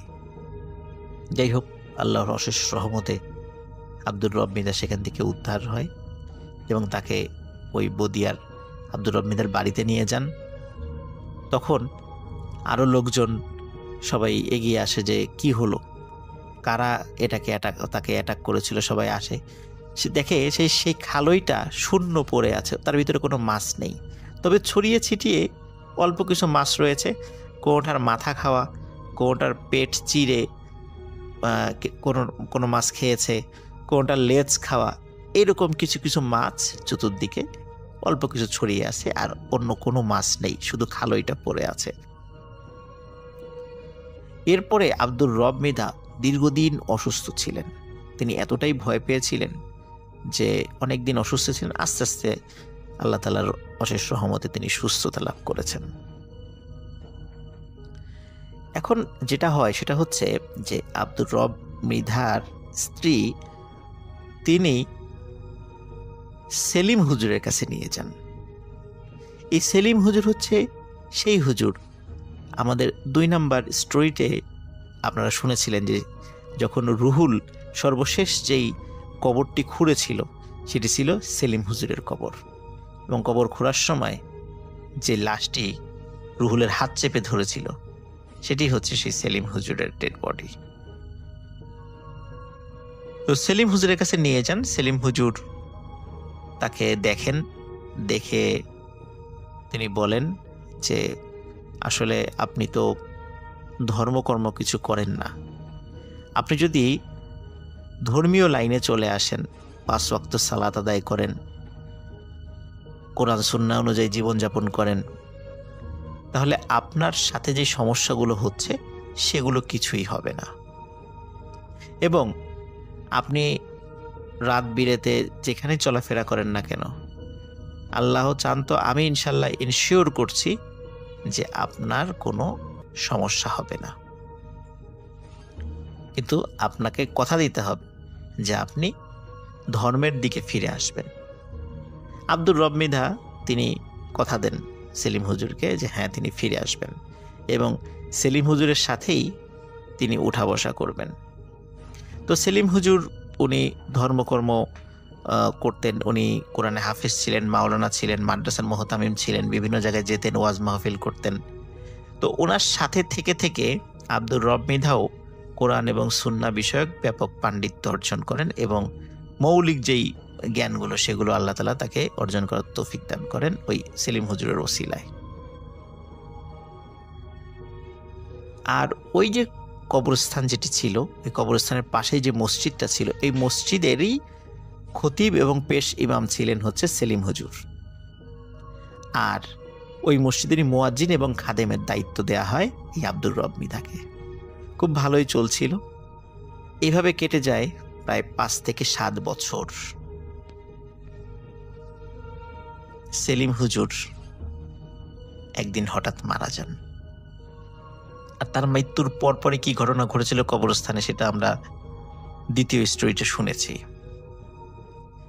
সেলিম হুজুর মারা যাওয়ার পর আব্দুর রব মৃধাও খুব শোকে কাতর হয়ে পড়েন, কারণ এতদিন তার সাথে চলেছেন। খুব ভালো মানুষ ছিলেন সেই সেলিম হুজুর এবং খুব বুজুর্গ একজন মানুষও ছিলেন। যাই হোক, উনি যথারীতি ওই মসজিদেই আজান এবং মসজিদের খেদমতের দায়িত্ব পালন করে যাচ্ছিলেন। কোনো এক রাতে হঠাৎ আব্দুর রব মৃধা উনি ওনার পাশে থাকা যে অ্যালার্ম ঘড়িটি ছিল টেবিলের পাশে রাখা, মানে টেবিল ক্লক যেটাই, আফসা আলোতে রাতের বেলা দেখতে পান যে 5:05 বাজে। ফজরের আজান হচ্ছে 4:30টায় এবং নামাজ হওয়ার কথা ছিল হচ্ছে 5:15-তে। যেই না উনি দেখেছেন যে 5:05 বাজে, উনি লাফ দিয়ে উঠেছেন যে আরে জামাতের তো সময় হয়ে গেল, আজান তো দেয়া হয়নি, দ্রুত মসজিদে যেতে হবে। উনি দ্রুত উঠে ওযু করেই জামা কাপড় পরে মসজিদের দিকে ছুটতে থাকেন। মসজিদের থেকে ওনার বাসার দূরত্ব বড়জোর 10 মিনিটের পথ ছিল। উনি দ্রুত মসজিদে যান। মসজিদে গিয়ে দেখেন মসজিদের দরজা বন্ধ। উনি চিন্তা করেন যে কি ব্যাপারে, একজন মুসল্লিও আসে নাই। উনি দরজা খুলে মসজিদের ভিতরে লাইট জ্বালান। ততদিনে কিন্তু ওই সমস্ত মসজিদগুলোতে সবগুলোতে ইলেকট্রিসিটি চলে আসছে, মাইকও আছে, মানে আধুনিক কিছু সরঞ্জামাদি মসজিদে ছিল, ইলেকট্রিসিটি, মাইক সব কিছু ছিল। তো উনি যখনই লাইট জ্বালিয়েছেন তিনি দেখেন ঘড়িতে মাত্র 12:15 বাজে।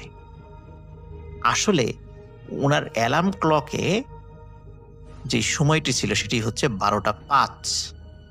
উনি বড় কাঁটাটি যখন 1-এর উপরে দেখেছে তখন উনি ঘুম থেকে উঠে হঠাৎ করে ওনার মনে হয়েছে এটা 5:05 বাজে, যার কারণে উনি এটি দেখতে ভুল করেছিলেন। তখন চিন্তা করেন, যাক, যেহেতু ভুল হয়েই গেছে, তাহলে বাসায় চলে যায়, আরো কিছুক্ষণ ঘুমিয়ে তারপরে আবার চলে আসব। উনি মসজিদের লাইট বন্ধ করে, দরজা বন্ধ করে বের হয়ে যান।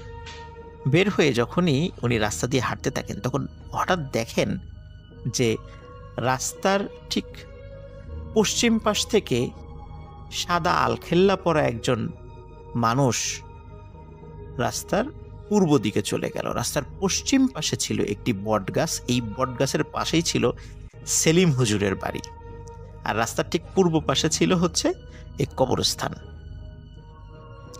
তো সেলিম হুজুরের বাড়ির ভেতর থেকে ওই বটগাছের নিচ দিয়ে একটি আলখেল্লা পরা একটা লম্বা একজন মানুষ তিনি কবরস্থানের ভিতর ঢুকে গেলেন। এই দৃশ্য যখনই তিনি দেখেছেন, তখন উনি মারাত্মক ভয় পেয়ে যান। ভয় পাওয়ার পর উনি দ্রুত বাড়ির দিকে হাঁটতে থাকেন। হঠাৎ পেছন থেকে বলে ওঠে, আসসালামু আলাইকুম মুয়াজ্জিন সাহেব। মুয়াজ্জিন সাহেব আসসালামু আলাইকুম এই টাইপের শব্দ শুনে উনি আরো ভয় পান। উনি তখন চিন্তা করেন যে এইবার দৌড় দিতে হবে, কারণ উনি যতই সাহসী হন না কেন, উনি হঠাৎ করে দেখলেন এরকম লম্বা আলখেল্লা পরা একটা লোক একটা বাড়ির থেকে বের হয়ে কবরস্থানের ভিতরে ঢুকে গেলে এত রাত্রে। গ্রামে তো এত রাত্রে কেউ কল্পনাই করা যায় না কেউ রাত্রে বাইরে থাকবে। তারপর আবার পেছন থেকে সালাম দিচ্ছে। উনি তো মারাত্মক ভয় পান। উনি দৌড় দেওয়ার জন্য উদ্যত হবেন, তখন হঠাৎ উনি ফিল করেন ওই সাদা আলখেল্লা পরা লোকটি ওনার একদম পাশে চলে এসেছে এবং বলছে, আসসালামু আলাইকুম মুয়াজ্জিন সাহেব, আপনি ভয় পাবেন না, আমি আপনার কোনো ক্ষতি করব না। তখন খুব বিনয়ের সুরে এবং খুব মোলায়েম সুরে যখন এই কথাটি উনি শুনতে পেলেন, তখন আব্দুর রব মৃধা ওনার সাহস সঞ্চয় করলেন। তিনি সালামের উত্তর নিলেন এবং ওই ব্যক্তির পরিচয় জিজ্ঞেস করলেন। তখন উনি নিজের পরিচয় প্রকাশ করলেন। উনি বললেন যে আপনি যখন বেশ কিছু সমস্যার সম্মুখীন হয়েছিলেন, তখন যখন সেলিম হুজুরের কাছে এসেছিলেন, তখন সেলিম হুজুর যখন বলেছিল যে আপনি যদি আল্লাহর রাস্তায় ফিরে আসেন, তাহলে এখন যে সমস্যাগুলো হচ্ছে সেগুলো হবে না। সেটি আসলে আমি সেলিম হুজুরকে প্রতিশ্রুতি দিয়েছিলাম যে হুজুর উনি যদি আল্লাহর রাস্তায় ফিরে আসে বা আল্লাহর রাস্তায় চলে আসে, তাহলে ওনার নিরাপত্তার দায়িত্ব আল্লাহ যতটুকু আমাকে তৌফিক দান করেন আমি দেখব সেটা। আর এটাও ওই আলখেল্লা পরা লোকটি বলছেন যে আমি হচ্ছে একজন জিন। সেলিম হুজুর যখন মাদ্রাসা থেকে হাফেজি পাশ করে, তখন থেকেই আমি সেলিম হুজুরের সাথে আছি এবং সেলিম হুজুরও জানে যে আমি তার সাথে থাকি। সেলিম হুজুর বিভিন্ন সময় বিভিন্ন মানুষের ট্রিটমেন্ট করেন, আমি আমার সাধ্য অনুযায়ী তাকে তার কাজে সাহায্য করার চেষ্টা করি। সেলিম হুজুর অনেক সময় কিছু দুষ্টু জিনেরও তদবির করেন, যার ফলে অনেক জিনও তার শত্রু হয়ে যায়, যার ফলে আমি তাকে পাহারা দেই যাতে অন্য কোনো জিনেরা তার ক্ষতি করতে না পারে। তো সেলিম হুজুরের সাথে আমি ছিলাম 20 বছর, আর আপনার সাথে আমি ছিলাম 7 বছর। সেলিম হুজুর যখন মারা যান, আমি তখন খুবই মনে কষ্ট পাই, কারণ ওনার কাছ থেকেও আমি অনেক কিছু শিখেছি। উনি আমার জন্য অনেক দোয়া করেছেন, আমিও তার জন্য দোয়া করেছি। কিন্তু উনি যেহেতু মারা গেছেন আর আপনি জীবিত আছেন, সুতরাং আপনার নিরাপত্তার দায়িত্বও কিন্তু আমার। আপনি কখনো ভয় পাবেন না, আমি ইনশাল্লাহ সবসময় আপনার সাথে থাকব। এই বলার পরে উনি সেখান থেকে আবারও সালাম দিয়ে চলে যান। এই ঘটনায় যদিও আব্দুর রব মৃধা বেশ ভয় পেয়েছিলেন, কিন্তু ভয় পেলেও মনে মনে আশ্বস্ত হয়েছিলেন যে না, একজন আল্লাহওয়ালা কামেল জিন আমার নিরাপত্তার দায়িত্বে আছে। এই ঘটনার পরে আব্দুর রব মৃধা প্রায় 7 বছর জীবিত ছিলেন। 2015 সালের দিকে উনি মারা গেছেন। উনি আমৃত্যু ওই মসজিদের মুয়াজ্জিন এবং খাদেম হিসাবে দায়িত্ব পালন করে গেছেন। ওই জিনের সাথে দেখা হওয়ার পরে তার মৃত্যু হওয়ার আগ পর্যন্ত আর কখনো তার সাথে কোনো খারাপ ঘটনাও ঘটেনি, আর ওই জিনকেও তিনি কখনো দেখতে পাননি।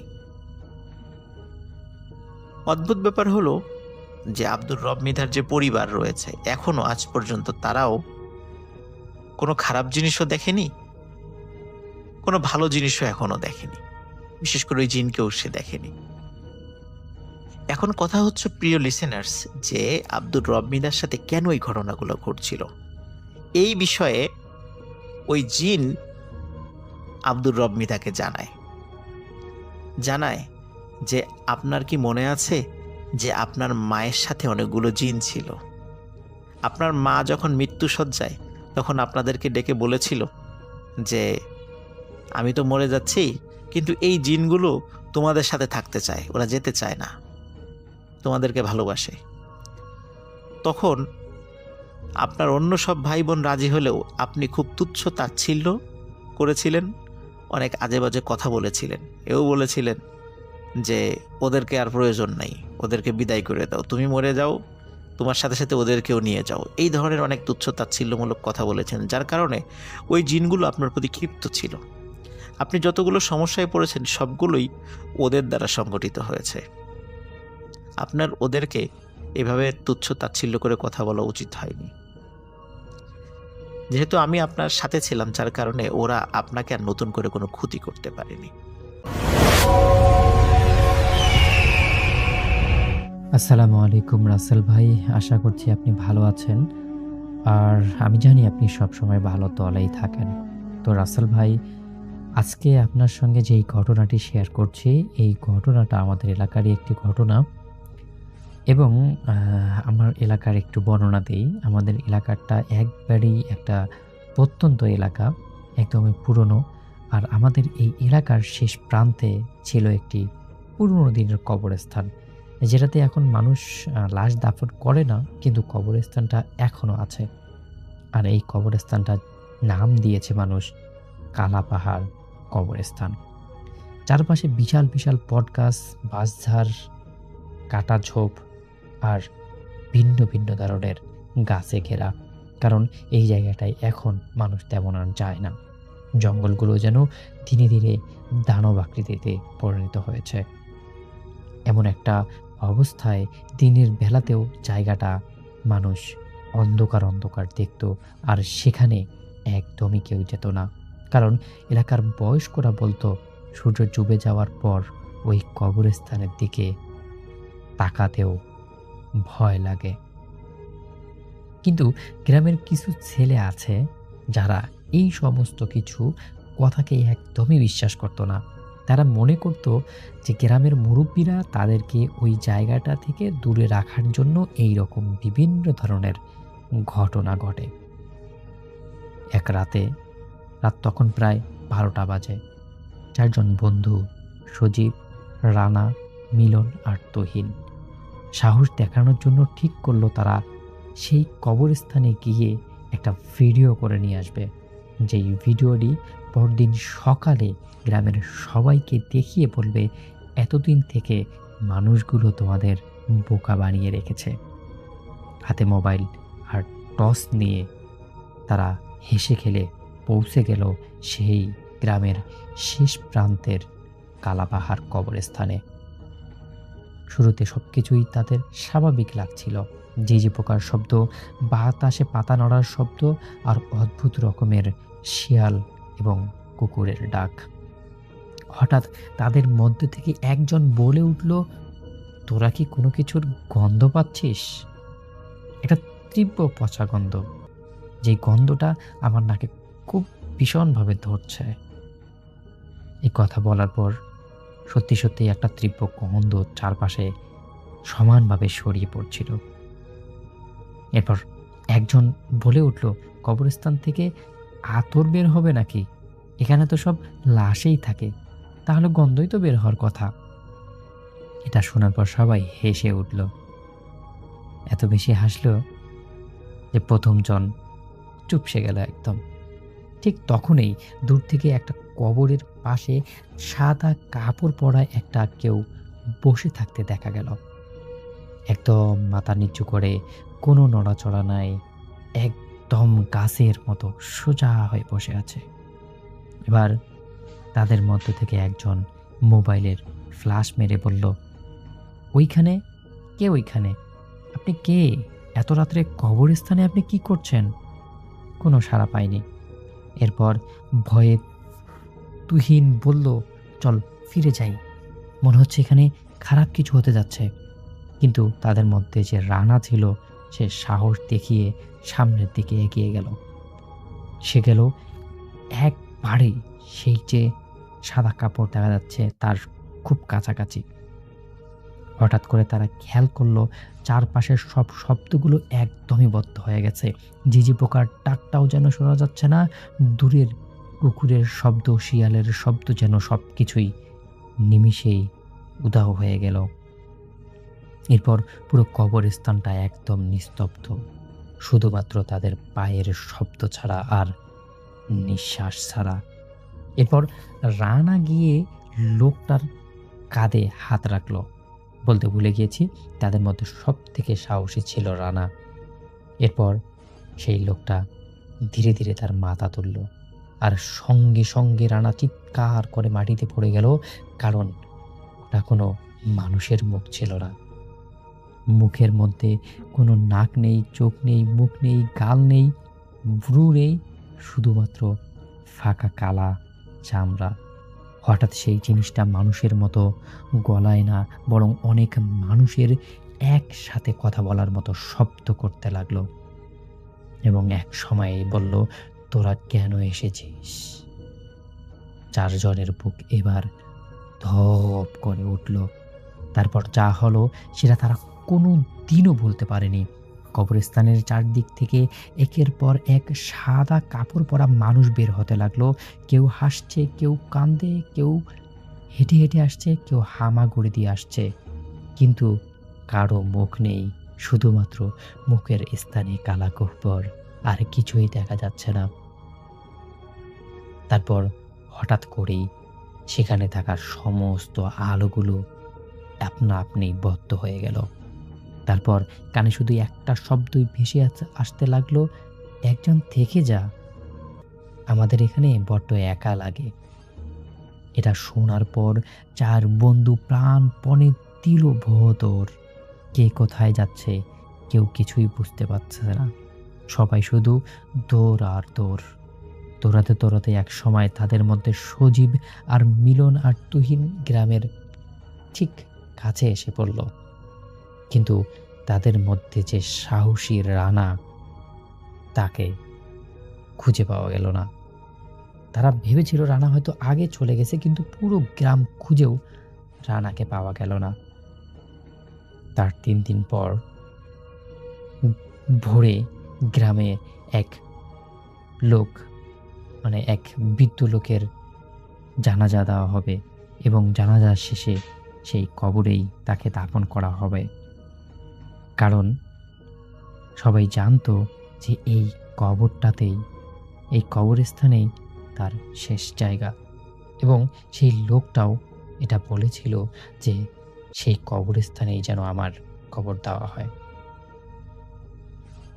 তারপর ভোরে গ্রামের এক বৃদ্ধর কবরস্থানের পাশ দিয়ে যাওয়ার সময় দেখলো নতুন একটা কবরের উপর কাদা দিয়ে বড় বড় করে লেখা, রানা ফিরে এসেছে।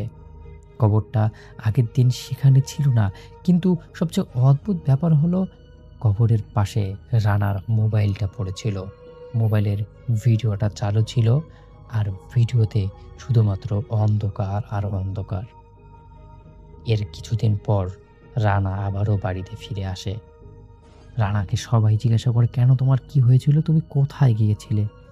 তারপর রানা যেটা বলে সেটাতে সবাই অবাক হয়ে যায়। সেই রাতে রানা মনের ভয়ে এত জোরে দৌড়েছে, এত জোরে দৌড়িয়েছে, যেটা তার জীবনে কখনো দৌড়েনি। তারপর এক জায়গায় গিয়ে পড়ে যায় এবং সেখানকার লোক তাকে ট্রিটমেন্ট করে, তার দেখাশোনা করে ভালো করে। তো রাসেল ভাই, এটাই ছিল ঘটনা। তো তো প্রায় 6 বছর আগের ঘটনা। নুরির স্বামীর নাম লিটন। লিটনের দাদা দেশ বিভাগের আগে ভারতের দিল্লিতে বসবাস করতেন, এখন সেখানে কাপড়ের ব্যবসা করতেন। তো লিটনের দাদা 2 বিয়ে করেছিলেন। তো তার প্রথম স্ত্রী ছিল ভারতীয়, তার নাম ছিল সায়রা বানু। তারা বেশ ভালোই ছিলেন সেখানে। বিয়ের পরের বছর তাদের একটা পুত্র সন্তান জন্ম হয়। একদিন পাশের এক কুয়ো থেকে পানি তুলতে গিয়ে ভুলক্রমে সায়রা বানুর কোল থেকে 2-3 মাস বয়সী সন্তান কুয়োর পানিতে পড়ে মারা যায়। তিনি একাই ছিলেন তখন কুয়ো পারে। তো তিনি বাড়িতে এসে প্রতিবেশীদের সাহায্য নিয়ে তার শিশু সন্তানকে উদ্ধার করে মৃত অবস্থায় পরে উদ্ধার করেন। লিটনের বাবা হাট থেকে বাড়ি ফিরে আসেন এবং এসে দেখতে পান তার প্রথম সন্তান মারা গেছে। এমন ঘটনায় তারা দুজন ভেঙে পড়েন। তাদের প্রতিবেশীরা তাদের বলে, ওই কুয়োর পানি তো কেন তুলতে গেলেন আপনারা? তো দেখেন না আপনারা পানি নদী থেকে আমরা নিয়ে আসি, ওই কুয়োর পানি তো পচা। তো যাই হোক, এরপর থেকে সায়রা বানুর মধ্যে একটা পরিবর্তন আসা শুরু করে। তিনি রোজ রাতে ঘুমের ঘরে হাঁটাচলা করতেন। তখনকার আমলে এত ডাক্তারি ব্যাপার স্যাপার ছিল না, তাই লিটনের দাদাও তিনি এত গুরুত্ব দিতেন না। সায়রা বানু এভাবেই রাতে হেঁটে হেঁটে সেই কুয়োর কাছে চলে যেতেন। পাশে ঘুমিয়ে থাকা অবস্থায় বিড়বিড় করতেন। লিটনের দাদা হাটের দিন সকালে চলে যেতেন, রাতে ফিরতেন। এর মধ্যে সায়রা বানু অনেকটা পাগলের মতো হয়ে গিয়েছিল। মাথার চুল এলোমেলো থাকতো এবং এক সময় তিনি সন্তান সম্ভবা হন। তিনি তখন সব সময় বিড়বিড় করতে থাকতেন এবং পরে তিনি লিটনের বাবাকে জন্ম দেন। তো লিটনের বাবার বয়স যখন 1 মাস, তখন একদিন রাতে লিটনের দাদার ঘুম ভেঙে যায়। তিনি জেগে উঠে দেখতে পান তার ঘরে তার স্ত্রী এবং সন্তান নেই। তিনি মনে করলেন ওই ঘুমের ঘরে কি হেঁটে কোথাও চলে গেল কিনা, তাই তিনি হারিকেন নিয়ে বেরিয়ে পড়েন তাদের খুঁজতে। কিছুক্ষণ খোঁজার পর দূরে সেই কুয়োর কাছে তিনি দাউ দাউ করে আগুন জ্বলতে দেখতে পান। তিনি সেখানে যান। যত কাছে এগোচ্ছিলেন ততই তিনি মন্দিরা বাজানোর শব্দ পাচ্ছিলেন। তিনি সেই আগুনের খুব কাছে এসে দেখতে পান এক নারকীয় দৃশ্য। তার স্ত্রী এক ভয়াবহ রূপে আবর্তিত, চেহারায় বিভিন্ন রং মেখে কালো এক শাড়ি পরে আত্মা কাঁপিয়ে দেওয়া কণ্ঠে কিছু একটা বলতে বলতে সেই কুয়োকে প্রদক্ষিণ করছিল এবং নাচছিল। তার চুলগুলো দাঁড়িয়েছিল তখন ওই মুহূর্তে। এরপর তিনি দেখতে পান তার স্ত্রী তার 2 সন্তানকে বলি দিতে শূন্যে তুলে ধরেছে। কিছু একটা বিড়বিড় করতে করতে সেই নারকীয় রূপে তিনি নাচতে শুরু করলেন। তখন লিটনের দাদা অনেক সাহস করে তার বাচ্চাকে তার স্ত্রীর হাত থেকে জোর করে নিয়ে যান এবং চিৎকার করতে করতে তার সন্তানকে বাড়ি ফিরে নিয়ে আসেন এবং প্রতিবেশীদের জাগিয়ে তোলেন এবং সবকিছু বলেন। তো প্রতিবেশীরা লাঠিসোঁটা নেয় এবং নিয়ে ওই কুয়োর কাছে যায়। সায়রা বানুকে খুঁজে পায় না, কিন্তু সেখানে তখন আগুন জ্বলছিল এবং কুয়োর ভেতর থেকে কান্না হাসির শব্দ ভেসে আসছিল। সেখানে মাটিতে মানুষের মাথার হাড় সহ আরো অনেক কিছু পাওয়া যায়, যা ডাইনি তন্ত্রে ব্যবহৃত হয়। সেদিনের পর থেকে সায়রা বানু খোঁজ পাওয়া যায় নাই। পরে দেশ বিভাগের সময় লিটনের দাদা বাংলাদেশে চলে আসে এবং দ্বিতীয় বিয়ে করেন। তখন লিটনের দাদার দ্বিতীয় স্ত্রীর নাম মনোয়ারা খাতুন। তিনি বেশ কয়েকবার সন্তান সম্ভবা হন, কিন্তু কোনো কারণে 3-4 মাস পর পর তার গর্ভপাত হয়ে যেত। তিনি বলতেন যখনই পেটে বাচ্চা আসে তখন থেকে তিনি রাতে স্বপ্ন দেখতেন ঘন জঙ্গলে ঘেরা একটা কুয়া। সেই কুয়াতে কাঠের পাত্র ফেলে পানি তুলছেন একজন মহিলা, যার চুলগুলো পা পর্যন্ত ছেয়ে আছে। তিনি সব সময় সেই স্বপ্নের কথা লিটনের দাদাকে বলতেন, কিন্তু লিটনের দাদা এড়িয়ে যেতেন ব্যাপারটা। তিনি তখনও পূর্বের ঘটনাগুলো তার দ্বিতীয় স্ত্রীকে বলেননি। একে একে যখন 4 বার ওনার গর্ভপাত হয়ে যায় এবং উনি অসুস্থ হয়ে পড়েন, তখন লিটনের দাদা তার দ্বিতীয় স্ত্রীর সমস্যাগুলোর কথা খুলে বলেন। লিটনের দাদা পরে ওঝা এনে ওনাকে ঝাড়ফুঁক করেন এবং সনাতনী আয়ুর্বেদ চিকিৎসা শুরু করতে থাকেন।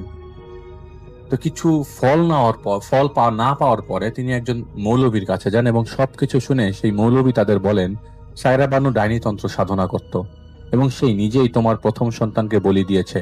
সে বেঁচে থাকবে ততদিন সে তোমার ক্ষতি চালিয়ে যাবে। এরপর মৌলভী সাহেব ঝাড়ফুঁক চালিয়ে যেতে থাকলেন। একটা সময় মনোহরা খাতুন সুস্থ হয়ে যান, পরে 2টি সন্তান জন্ম দেন। কিন্তু পরবর্তীকালে ওনাদের বংশের সবারই সন্তান জন্মের সময় মানসিক সমস্যা হতো। যখনই তারা সন্তান ধারণ করেন তার 5-6 বার পর থেকে তার মস্তিষ্ক বিকৃত হয়ে যেত। তারা বিড়বিড় করতেন, কথা বলতেন বিড়বিড় করে, লোহার পেরেক গিলে ফেলতেন, ঘুমের মধ্যে হাঁটা চলাফেরা করতেন, কখনো বের হয়ে যেতেন, আজব এক ভাষায় কথা বলতেন। ধাতব পদার্থের তৈরি জিনিসপত্র হাতে পেলে তা দিয়ে তাল মিলিয়ে একটা সুর তৈরি করে নাচতেন, ঠিক যেমনটা সায়রা বানু করেছিলেন। যেহেতু লিটনের দাদার দ্বিতীয় স্ত্রী এবং আত্মীয় স্বজনরা অবগত ছিলেন, তাই তারা সেই সময় ঝাড়ফুঁক করাতেন যাতে করে ডাইনির প্রভাব বেশি না পড়তে পারে তাদের উপরে। কিন্তু সন্তান জন্মের পর তারা একদম সুস্থ হয়ে যেতেন। তাদের মনেও পড়তো না তারা আগে কি করেছে। এভাবেই চলে আসছিল এখন পর্যন্ত। লিটনের জন্মের সময় একই রকমের সমস্যার মুখোমুখি হন তারা। 2010 সালে নুরির বিয়ে হয় লিটনের সাথে। বেশ ভালোই ছিল ওদের সংসার। নুরির ছবি আঁকার শখ ছিল অনেক। গ্রামে বিয়ে হলেও লিটনের চাকরির সুবাদে নুরি ঢাকায় থাকতো এবং তার ছোট বোনকে নিয়ে থাকতো। তো নুরি যে ছবিগুলো আঁকতো তা সে ফ্রেমে বাঁধিয়ে রাখতো। একদিন রাতে নুরির ঘুম আসছিল না, তাই সে বিছানা থেকে উঠে এসে বারান্দায় যায়। ঢাকা শহরের স্ট্রিট ল্যাম্পগুলা আর কিছু পারুক আর না পারুক মাঝে মাঝে ভুতুরে কিছু পরিবেশ সৃষ্টি করতে পারে। বারবার আলো কাট অফ হচ্ছিল এবং সেই আলোতে সে আঁকি ঝুঁকি করছিল স্কেচবুকে। একসময় সে দেখলো সে একটা ছবি এঁকে ফেলেছে। টেবিলের নিচে গ্লাস ভেঙে পড়ে আছে। নুরি ওয়াশরুমে যায় ফ্রেশ হতে এবং সেই সময় বিদ্যুৎ চলে যায়। নুরি বের হওয়ার সময় দেখে বারান্দা থেকে একটা ছায়ার মতো কিছু সরে যেতে। ও গুরুত্ব না দিয়ে শুয়ে পড়ে। সকালে সে ঘুম থেকে উঠে দেখে টেবিলের নিচে গ্লাস ভেঙে পড়ে আছে। ওর মনে হলো ঠিক এমন কিছু হুবহু সে দেখেছিল কোথাও। আর তখন ওর মনে পড়ে রাতে ও এমন একটা ছবি এঁকেছিল। ব্যাপারটাও স্বাভাবিকভাবে মেনে নেয়। এভাবেই চলছিল বেশ কিছুদিন। রাতে নিয়ম করে 1-2 দিন পর পর ওর ঘুম ভেঙে যেত, আর যেটা সে মনে আসতো সেই বারান্দায় বসে আঁকতো এবং 1-2 দিন পর ঠিক একই হুবহু সেই জিনিসটাই দেখতো যেটা সে ছবি এঁকেছিল। সে চাইলে অন্য কিছু আঁকতে পারতো না, আর ধীরে ধীরে কেমন মন মরা হয়ে যেতে লাগলো। তো লিটন ভাবলো অনেকদিন যাবৎ গ্রাম থেকে এসছে, তার মনটা খারাপ, তাই নুরিকে নিয়ে এসে গ্রামে যায় ঘুরতে। বেশ কয়েকদিন ভালোভাবে চলছিল। একদিন নুরি স্বপ্নে দেখতে পায় একটা কুয়াটার পাশে জঙ্গলে ঘেরা। একজন মহিলা কুয়াটার পানির পাত্র ফেলে পানি তুলছে। এই স্বপ্ন সে প্রায় সময় দেখত এবং সে হুবহু সেই দৃশ্যটা স্কেচে আঁকে। নুরি ঢাকায় ফিরে আসে। একদিন রাতে ওর ঘুমটা ভেঙে যায়। একটা গন্ধ নুরি পেতে থাকে, কোনো কিছু পচার গন্ধ। নুরি বুঝতে পারে বারান্দা থেকে গন্ধটা আসছে। নুরি সেখানে যায় কিন্তু কোনো উৎস খুঁজে পায় না গন্ধের। নুরি আগে ঢুকে দেখতে পায় ঘর ভর্তি জোনাকি পোকা উড়ে বেড়াচ্ছে। এত জোনাকি পোকা সে আগে কখনোই দেখতে পায়নি। তাই সে লিটনকে জাগিয়ে তোলে। ততক্ষণে সব জোনাকি পোকা গায়েব হয়ে গেছে। এর কিছুদিন পর রাতে সেই নিয়ম করে ঘুম ভাঙে। লিটন মূলত জানতো না তখন তাদের বংশের সমস্যার ব্যাপারে। একজন লিটন রাতে ঘুম থেকে উঠে দেখতে পায় নুরি ঘুমের ঘরে হাঁটা চলা করছে। প্রথমে সে ভয় পেল, পরে বুঝতে পারে নুরিকে ডাকতে থাকে। নুরি অনবরত মূল দরজার সাথে তখন ধাক্কা খেয়েই যাচ্ছিল। লিটন নুরিকে ধরতেই নুরির দাঁড়ানো অবস্থায় জেগে যায়। সেদিন আর কিছু হয় নাই। একদিন পর নুরি সেই কুয়ার ছবি আঁকানো স্কেচটা বাঁধিয়ে দেয়ালে ঝুলিয়ে দেয়। রাতে নুরির ঘুম ভেঙে যাবে একটা ডাক শুনে, নুরি, ও নুরি, ঠিক এরকম। নুরি উঠে খোঁজাখুঁজি করে, সেই ডাকের উৎস খুঁজে পাচ্ছিল না। তখন দেয়ালের দিকে ওর চোখ পড়ে এবং সেই কুয়াটার ছবির উপরে। ওর মনে হতে থাকে যে দেয়ালে জুড়ে সমস্ত ছবি জীবন্ত হয়ে গেছে। একটু ভয়ও করতে শুরু করে। নুরি স্পষ্ট বুঝতে পারে ছবির সেই কুয়া থেকে ডাকটা ভেসে আসছে। অনেকটা ভয়ের সাথে নুরি তখন সেই ছবিটার দিকে এগিয়ে যায়। ঠিক তখনই একটা হাত ওর গলা চেপে ধরে। নুরি স্পষ্টভাবে দেখতে পায় মাথায় কালো কাপড় পরা এক বুড়ির চেহারা।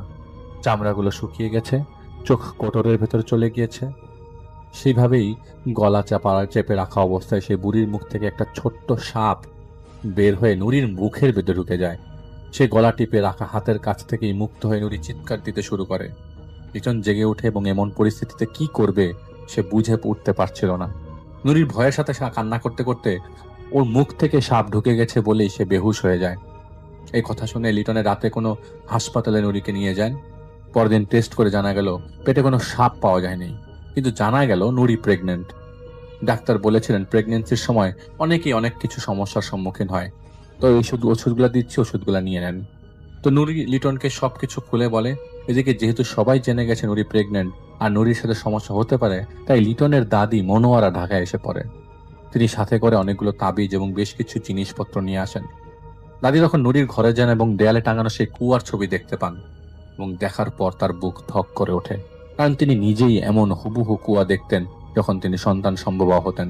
তিনি দোয়া পড়তে পড়তে সেই ছবিটা নামিয়ে ফেলেন, আগুনে পুড়িয়ে দেন এবং তাদের বাড়িতে আর অন্যান্য প্রবীণ আত্মীয়দের বলেন নুরির উপরে সায়রা বানুর নজর পড়ে গেছে। তিনি তাদের বলে দেন যেই মৌলভী ওনার উপর থেকে ডাইনির ছায়া সরিয়ে দিয়েছিলেন সেই মৌলভীর ছেলের কাছে যেন এখনই চলে যে নুরির কথা বলে ফেলা হয়।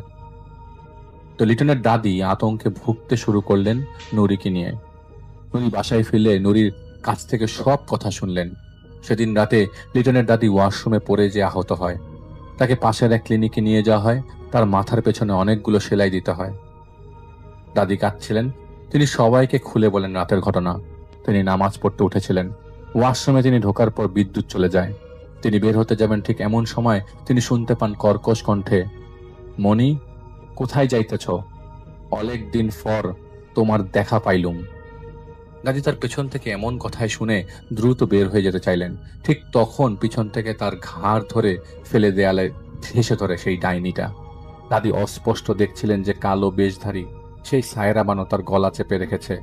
আর তখন তিনি শুনতে পাচ্ছিলেন সেই ডাইনি তাকে বলছে নুরির একটা ছেলে হবে, আর সেই ছেলেটা 21 দিনের সায়রা বানো নিয়ে যাবে। এটা বলেই সেই ডাইনিটা দাদির মাথা ধরে বেশ কয়েকবার দেয়ালে আঘাত করে ফেলে দিয়ে চলে যায়। সবাই খুব চিন্তিত হয়ে যায়, কারণ তাদের বংশে এই সমস্যাটা রয়ে গেছে।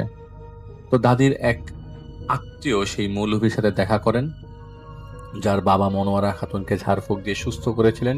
সেই মৌলভীর ছেলে কিছু তাবিজ জমজমের পানি দিয়ে দেন। তিনি বলে দেন কিছুদিনের মধ্যেই ঢাকায় চলে আসবেন তিনি, এবং নুরিকে সে ঝাড়ফুঁক করবেন। কিন্তু একদিন রাতে নুরিকে খুঁজে পাওয়া যাচ্ছিল না।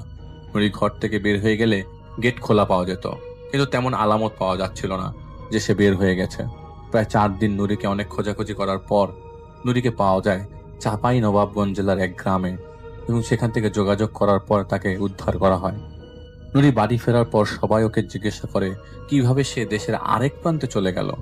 নুরি বলতে শুরু করে রাতে ওর ঘুম ভাঙে, আর ও দেখতে পায় ঘরের পাশে চেয়ারে বসে আছে কালো কাপড় শরীরে জড়ানো একজন বুড়ো মহিলা, আর ওদিকে পিঠ দিয়ে বসে আছে। ও দেখতে পায় উঠে যে ওই মহিলার সামনে একটা মোম জ্বালানো এবং ফ্লোরে একটা বাচ্চার ছবি আঁকা। সেই বুড়ো মহিলা নাকি ওকে বলে, ও বেটি, আমার বাচ্চাটা খুব কষ্ট পাইয়া মারা গেছিন, তোমার বাচ্চাটা আমালে দিবাই দিও। তো বলেছে যে তার বাচ্চাটা খুব কষ্ট পেয়ে মারা গেছে, তোমার বাচ্চাটা আমাকে দিয়ে দিও আর কি, এইটা সেই ভাষায় বলেছে।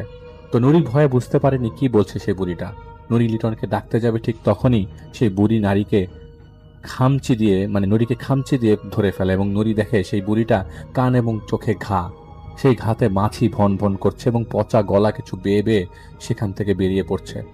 সেই বুড়ির গাল থেকে এক ধরনের পোকা বের হচ্ছে। এরপর ওর আর কিছু মনে ছিল না। ঘুম ভেঙে গেলে সে নিজেকে আবিষ্কার করে সেই কুয়ার কাছে, যেখানে সায়রা বানু তার প্রথম সন্তানকে ফেলে দিয়ে মেরে ফেলেছিল এবং দ্বিতীয়বার লিটনের দাদাকে মেরে ফেলতে চেয়েছিল। নুরি দেখতে পায় দূর থেকে কোলে শিশু সন্তান নিয়ে একজন মহিলা হাতে মাটির পাত্র নিয়ে সেই কুয়োর দিকে এগিয়ে আসছে। সেই কুয়ো থেকে পানি তুলতে দড়ি লাগানো পাত্রটি ফেলে। তো পাত্রটা পানিতে পড়ার পর শব্দ নুরি পেয়েছিল। নুরি শুনতে পায় সেই কুয়োর ভেতর থেকে কেউ একটা মহিলার সাথে কথা বলছে। সেই কথা শুনতে শুনতে সেই মহিলার চেহারা পাল্টে যেতে থাকে। তার ঠোঁটের কোণে, চোখে, আচরণে একটা শয়তানি প্রভাব ফুটে ওঠে। সে নিজের কোলের শিশুকে 2 হাতে তুলে নিয়ে বিড়বিড় করতে করতে একটা জিনিস বলতে থাকে, এবং বলতে বলতে বেশ কয়েকবার সেই কুয়োকে প্রদক্ষিণ করে হঠাৎ ছুঁড়ে ফেলে দেয় সেই বাচ্চাটাকে কুয়োর ভেতর। এটা দেখে নুরি চিৎকার দেয়। সেই নারী নুরির দিকে তাকায়। সেই নারী নুরিকে ধরে ফেলে। পরে নুরির শরীরে অনেকগুলো খামচি দেয় এবং টেনে হিচড়ে সেই কুয়োর মধ্যে নুরিকে ফেলে দেয়। কুয়োতে পানি ছিল না। নুরি কুয়োর মধ্যে একটা গর্ত দেখতে পায় এবং সেখান থেকে শব্দ ভেসে আসছিল। তো ভয়ে নুরি কাঁদতে শুরু করে দেয় এবং বৃথা চেষ্টা করে সেই কুয়োর থেকে নেমে যাওয়ার পর দেয়ালে বেয়ে ওঠার চেষ্টা করতে থাকে। একটা লাঠি নুরি খুঁজে পায় সেই কুয়োর ভেতর। সেই বড় গর্তের ভেতর থেকে হালকা আলো আসছিল। অনেক সাহস করে উপায় না পেয়ে নুরি সেই গর্তে ঢুকে যায় এবং ঢুকে পড়ে ধীরে ধীরে। কোনো দোয়া দুরুদও মনে আসছিল না নুরির। আসলে এমন মানসিক চাপের মুহূর্তে মাঝে মধ্যে জাহিদ ভাই নিজেও ভুলভাল দোয়া পড়েছে, এবং দোয়া মুখ দিয়ে আসেও নি নার্ভাসনেসের কারণে। তো সেই গর্তের ভেতর একটা মোম জ্বলছিল এবং পুরোনো আমলের শস্য দানা রাখার বিশাল বিশাল পাত্র রাখা ছিল, যাকে মটকা বলা হয়। নুরির এরপর আর কিছুই মনে ছিল না। ওর ঘুম ভেঙে যায় একটা গ্রাম্য বাজারের পাশে। সেখান থেকে তাকে উদ্ধার করা হয়। লিটনের বাসার পরিবেশটা কেমন যেন দম আটকানোর মতো ছিল। একটা ভয় সব সময় কাজ করতো সবার মাঝে। যেই যেত তারা অনুভব করতো কেউ তাকিয়ে আছে তাদের দিকে। তো সেই মৌলভী সাহেবের ছেলে আসার আগে নুরির অবস্থা খুব খারাপ হতে থাকে। বিড়বিড় করত, কাউকে সে তাড়িয়ে দিত বারান্দায় দাঁড়িয়ে, ঠিক মতো খেতে পারতো না। তো মৌলভী সাহেবের ছেলে নুরিদের বাসায় আসেন। নুরিকে দেখে বলেন, আপনাদের এই সমস্যাটা আগের সমস্যাগুলোর চাইতে অনেক বেশি গাঢ় হয়ে গেছে। ওকে এখনই মুক্ত করতে হবে, নাহলে ডাইনির ছায়া থেকে বিপদ অনেক বড় হয়ে যেতে পারে। তো তিনি আসর বসান। এর আগে ওনার বাবা কখনো আসর বসাননি।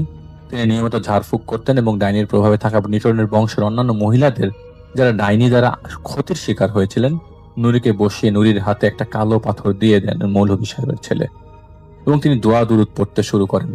নুরি কাঁপতে শুরু করে এবং একটা সময় কাত হয়ে বসে পড়ে। মৌলভী সাহেবের ছেলে অন্যান্য সবকিছু করা সত্ত্বেও নুরিকে ঠিক করতে পারেননি।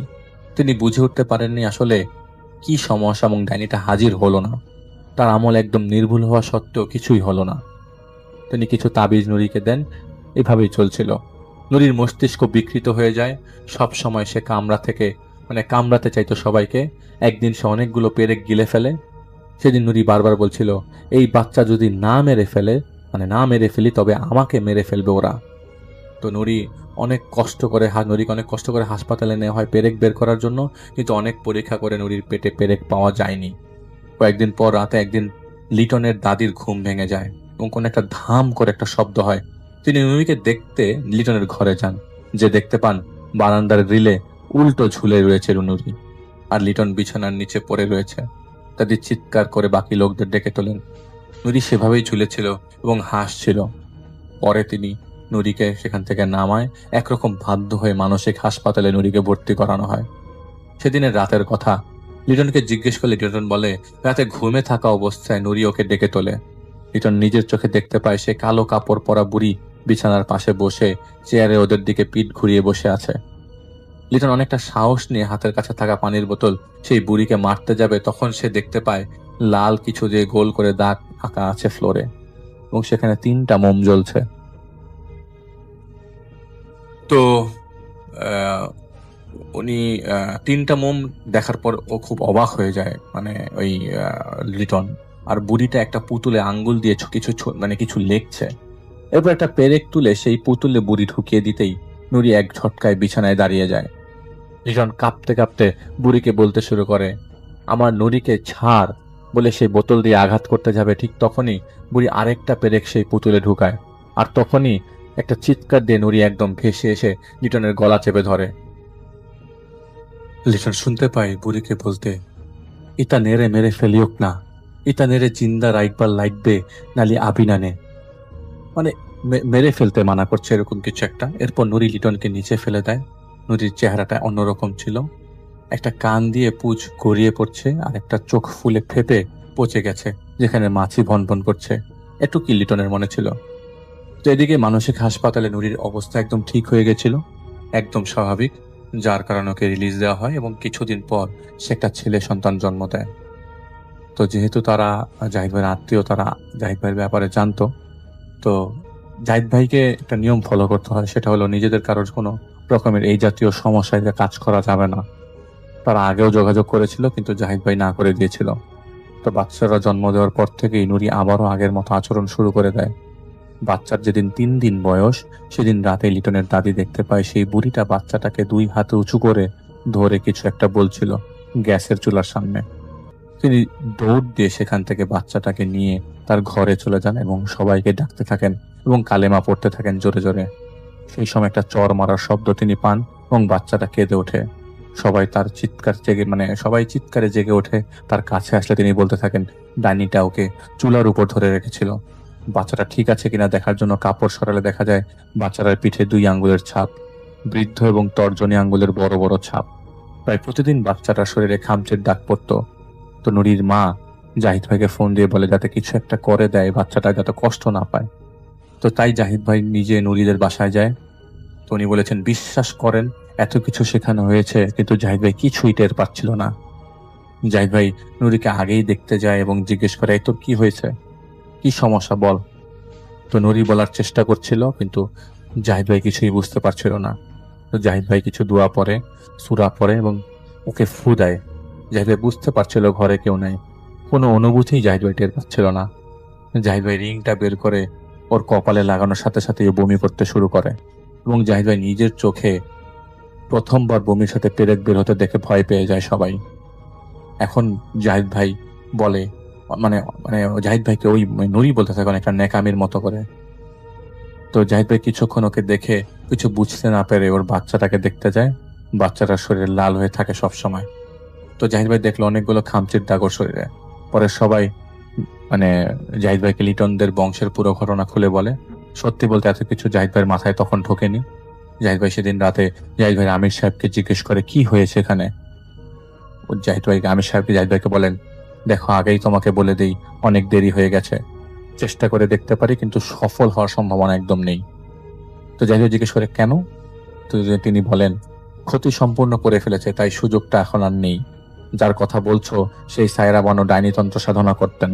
তিনি শয়তানকে খুশি করতে এর আগে অনেক শিশু সন্তানদের না ভাবে বলি দিয়েছেন। তো যখন তিনি জানতে পারেন তিনি সে কর্মে সিদ্ধি মানে সফল হতে চাচ্ছেন, তখন তাকে তার নিজ রক্তের সন্তানকে বলি দিতে হবে। তাই তিনি প্রথম সন্তানকে পানিতে ফেলে দিয়েছিলেন। কিন্তু শয়তানকে আরো খুশি করতে তিনি তার দ্বিতীয় সন্তানকে বলি দিতে গিয়ে সফল হয়নি। সেই রাতে তিনি যখন ধরা পড়ে গেলেন, তখন উপায় না দেখে সেই কুয়োতে তিনি নিজেই ঝাঁপ দেন। তাই তাকে কেউ আর পায়নি। এরপর এই পরিবারে অনেক ক্ষতি করেছেন এই শয়তান। তো নুরিকে সেহের করেছে, এবং এটা মানে হচ্ছে তীব্র শক্তিশালী জাদু, দ্রুততম গতিতে আঘাত করা যায়। বেশি দেরি হয়ে যাওয়াতে পুরো জাদুটাই গাঢ় হয়ে গেছে। হয় নুরি না হয় ওর বাচ্চারা, ক্ষতি আসন্ন। তো জাহিদ ওনাকে জিজ্ঞেস করে, তবে মালানা মানে মৌলভী সাহেবের ছেলে কেন ডাইনিকে হাজির করতে পারেনি? তখন তিনি জাহিদের দিকে অবাক হয়ে তাকান এবং জিজ্ঞেস করেন, তোমার কি মনে হয়, তুমি বোঝনি কি হচ্ছে? তো জাহিদ ভাই বলে, না আমি বুঝিনি। এমনকি নুরি বমি করা ছাড়া জাহিদ ভাই আর কিছুই দেখে নেই, তো বোঝেও নেই। তখন তিনি আমির সাহেব বলেন জাহিদ ভাইকে, দেখো চোর যদি তোমার ঘরে প্রবেশ করে চুরি করে, তবে কি আলো জ্বলবে নাকি শব্দ করবে? সে তো কিছুই করবে না, কারণ সে চাইছে তার অস্তিত্ব যেন তুমি টের না পাও। সায়রা বানু হাজির কেন হবে? সে তো জিন না, সে তো মানুষ। তো জাহিদ ভাই জিজ্ঞেস করে, মানে উনি বেঁচে আছেন? তো বলে, উনি আলবৎ বেঁচে আছেন, এটা কেউ বুঝতে পারেনি। সায়রা বানু জীবিত আছে এবং সে এখনো ক্ষতিগুলো করে যাচ্ছে। যা যা হয়েছে তার সবকিছুর পেছনে সায়রা বানু জড়িত। যেদিন সে মরে যাবে সেদিন থেকে এই পরিবারে আর কিছু এমন সন্তানের জন্মে এমন সমস্যা আর ফিরে আসবে না।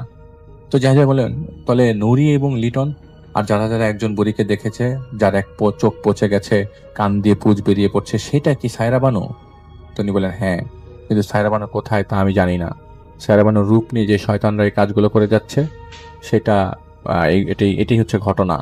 তো উনি বলেন যে বলেছেন যে আসন্ন বিপদ এড়ানোটা কঠিন, তাই তিনি কোরআন খতম করে তাদের বাসায় চালিয়ে যেতে বললেন।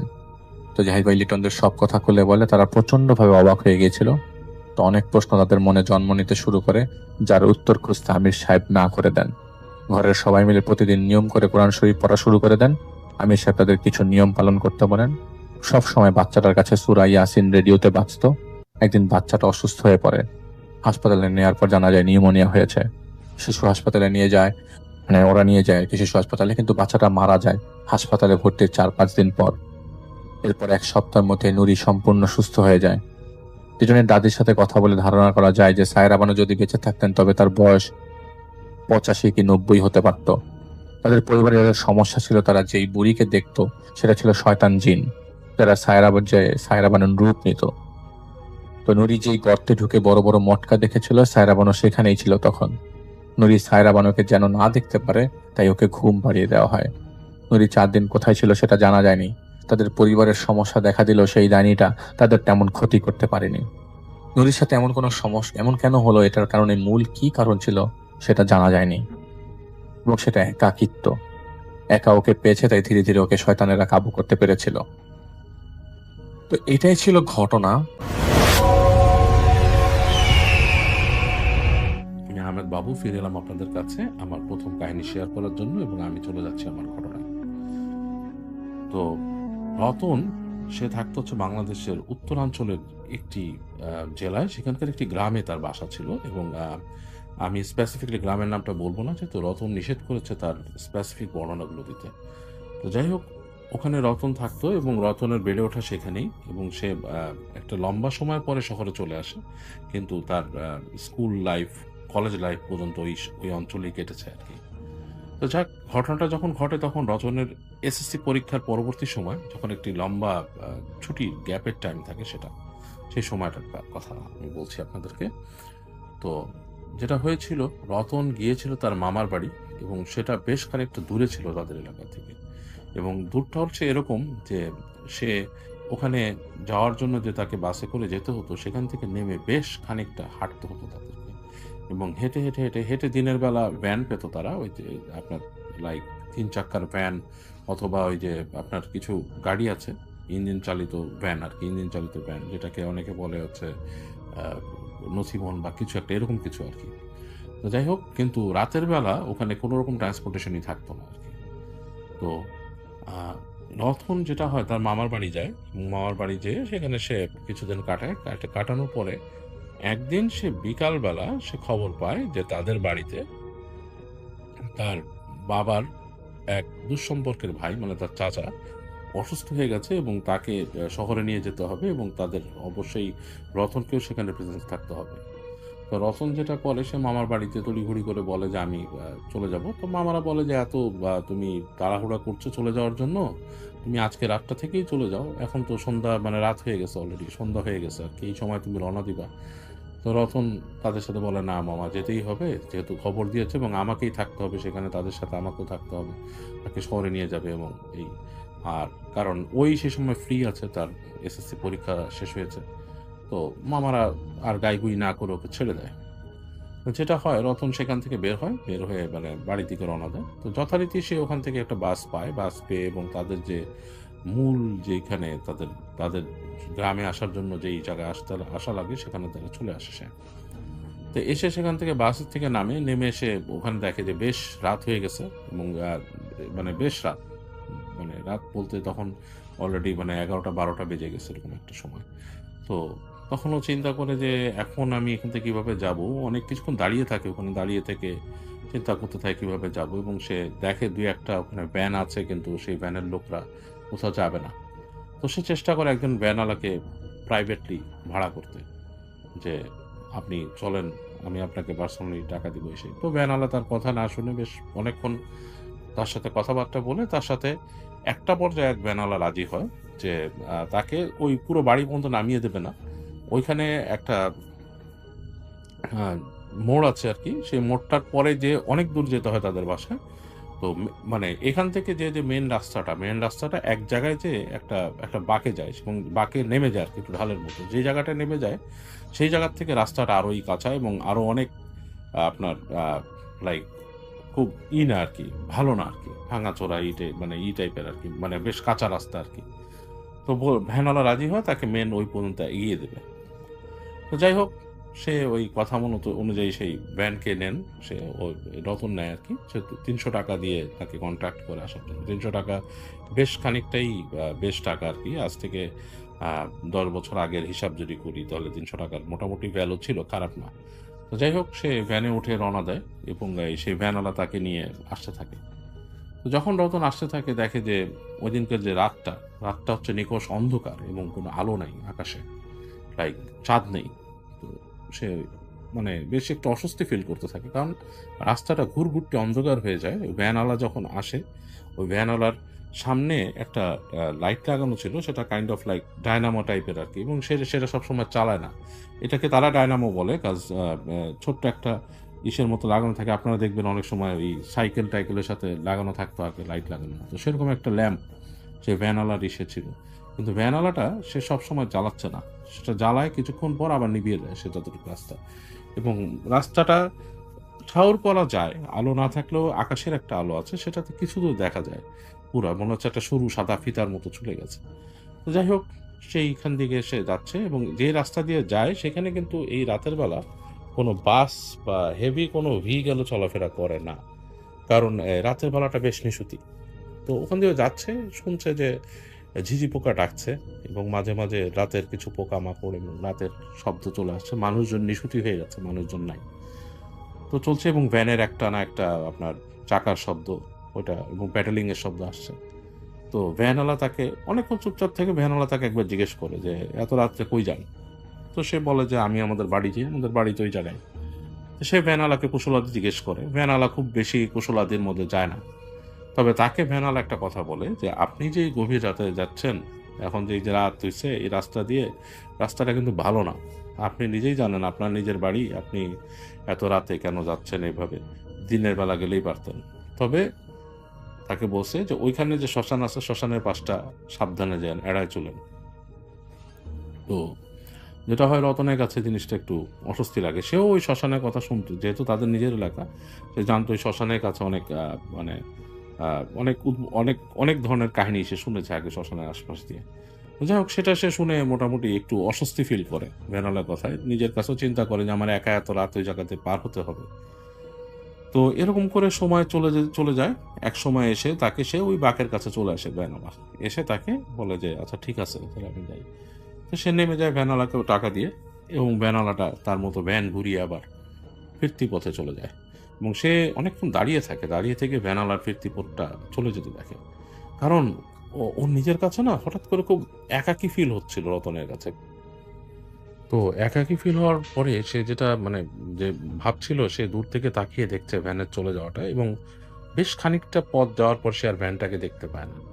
এবং তখনই সে বেশ একটা মানে বেশ বেশ বেশ বেশি রকমের একাকিত্ব ফিল করে, এবং তার একটা অস্বস্তি ফিলিংস হওয়া শুরু করে, এবং তার আশেপাশে কেউ নাই। সে একা ওখানে দাঁড়িয়ে আছে, এবং কিছুক্ষণ দাঁড়িয়ে থাকার পর সে মনে করে যে না, এভাবে দাঁড়িয়ে থেকে তো লাভ নেই, আমাকে যেতেই হবে। তো সে যেটা করে ঢাল বেয়ে নামা শুরু করে। এখন আপনারা যারা এরকম নিশুতি রাতে গ্রামের পথে হেঁটেছেন, আপনারা হয়তো জানেন যে ফিলিংসটা আসলে কেমন। এবং যদিও গ্রামের মানুষরা এটাতে খুব অভ্যস্ত, কিন্তু তারপরও একা থাকার কিন্তু ফিলিংসটা ডিফারেন্ট। আমি নিজেকে বেশ নিজেকে বেশ সাহসী মনে করি। কিন্তু আমি নিজে পর্যন্ত এরকম হেঁটে দেখেছি। একা, একা হাঁটার ফিলিংসটা কিন্তু একটু ডিফারেন্ট। তখন কিন্তু শুধু মনে হয় যে কেউ একজন আমার সাথে আসছে। তো রতনেরও সেরকম একটা ফিলিংস হওয়া শুরু করে। যদিও সে গ্রামের ছেলে এবং সে ওই এলাকারই ছেলে, সে ফিলিংস হওয়া শুরু করলেও সে আসতে থাকে। তো হেঁটে আসতেছে, এবং ব্যাপারটা হচ্ছে যে অনেকের বলা বিভিন্ন কাহিনী তার মনে পড়া শুরু করে ওই রাস্তা এবং ওই শ্মশানঘাট সম্বন্ধে। তো যখন যেতে সে হাঁটতে একটা জায়গায় চলে আসে। এসে সে দেখে যে তখন দূর থেকে একটা বাঁশঝাড় দেখা যাচ্ছে। একপাশে হচ্ছে ক্ষেত, একপাশে একটা বাঁশঝাড়, এবং বাঁশঝাড়ের মধ্যে কিছু জোনাকি জ্বলছে।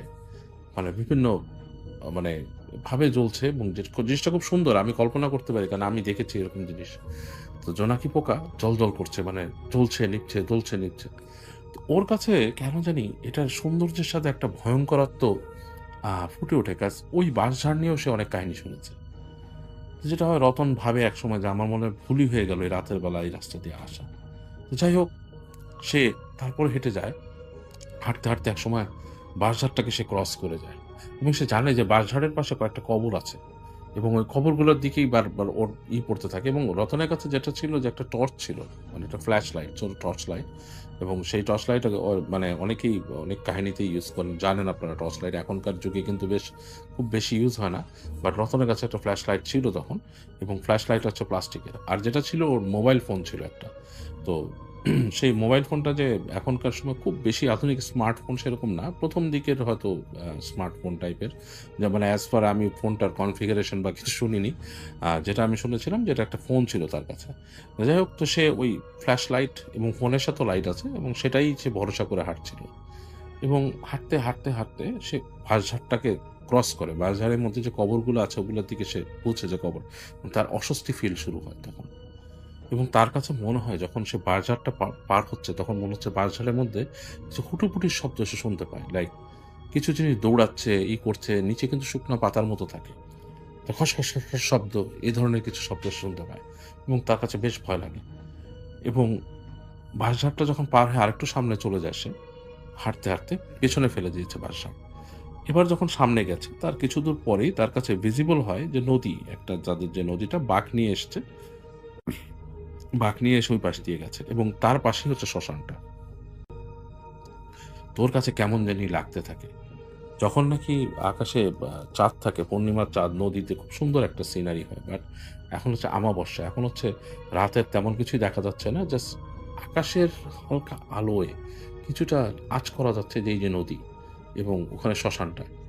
তো যাই হোক, ও হেঁটে যেতে থাকে, এবং হেঁটে যেতে শ্মশানের পাশ দিয়ে যখন যাচ্ছে, তখন হঠাৎ দূর থেকে দেখে যে একটা আলোর উৎস, মানে কোথাও আলো জ্বলছে। তো চিন্তা করে, এত রাতের বেলা কি কেউ মরা পোড়াতে এসছে? এরকম তো হওয়ার কথা না, এত রাতে তো সৎকার মানুষ করে না সাধারণত। জিনিসটা ওর কাছে বেশ অস্বস্তি লাগে। বা আগুনটা একসময় সে আরো যখন এগোতে থাকে, দেখে যে বড় কোনো সৎকারের আগুন না, সেটা হচ্ছে যে ছোট কোনো আগুন জ্বলছে, কেউ একজন বসে আছে আগুনের পাশে, মানুষের নড়াচড়া। তো ও যখন আরো কাছে আসে, এসে রাস্তার থেকে দেখে যে একজন মানুষ, বোঝা যাচ্ছে যে আগুনের জ্বালাইছে, আগুন একটা আগুনের মানে আগুন জ্বালাইছে একটা জায়গায়। জায়গাটা হচ্ছে যে আপনার কাঠ টাট কিছু দিয়ে সেখানে একটা অগ্নিকুণ্ড তৈরি করছে এবং তার পাশে একজন মানুষ বসে আছে। তো ও না খুব কিউরিয়াসিটির থেকে কিছুক্ষণ তাকিয়ে থেকে কোনো একটা কারণে, খুব বেশি কিউরিয়াসিটির কারণে রতন আস্তে আস্তে রাস্তার থেকে নেমে যায়। নেমে যখন কাছাকাছি যায়, তাকে দেখতে ইচ্ছা করে জিনিসটা কি। তো যখন কাছাকাছি যায়, সে যে জিনিসটা দেখে সেটা খুব হরেবল একটা জিনিস। সে দেখে যে ওই যে মানুষটাকে সে বসে থাকতে দেখছে দূর থেকে ছোট, সেই মানুষটার হাতে একটা কিছু, এবং সে মানুষটা কামড়ে কিছু একটা খাচ্ছে, এবং যেটা খাচ্ছে সেটা একটা মানুষের হাত, এবং ওই লোকটার পাশেই একটা লাশ বা কিছু পড়ে আছে। তো ও ওই জিনিসটা দেখে আর সহ্য করতে পারে না, ওর মুখ দিয়ে একটা অস্ফুট শব্দ বের হয়ে আসে, এবং যেই মানুষটা খাচ্ছিল সে ফুট করে তার দিকে ঘুরে তাকায়।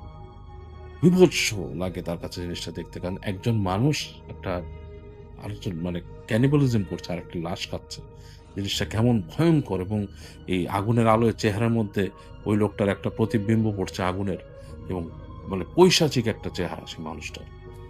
তো ওকে দেখে লোকটা তাকায় বলে উঠে ভেতর থেকে যে, এই তুই কে, কেন আসছিস?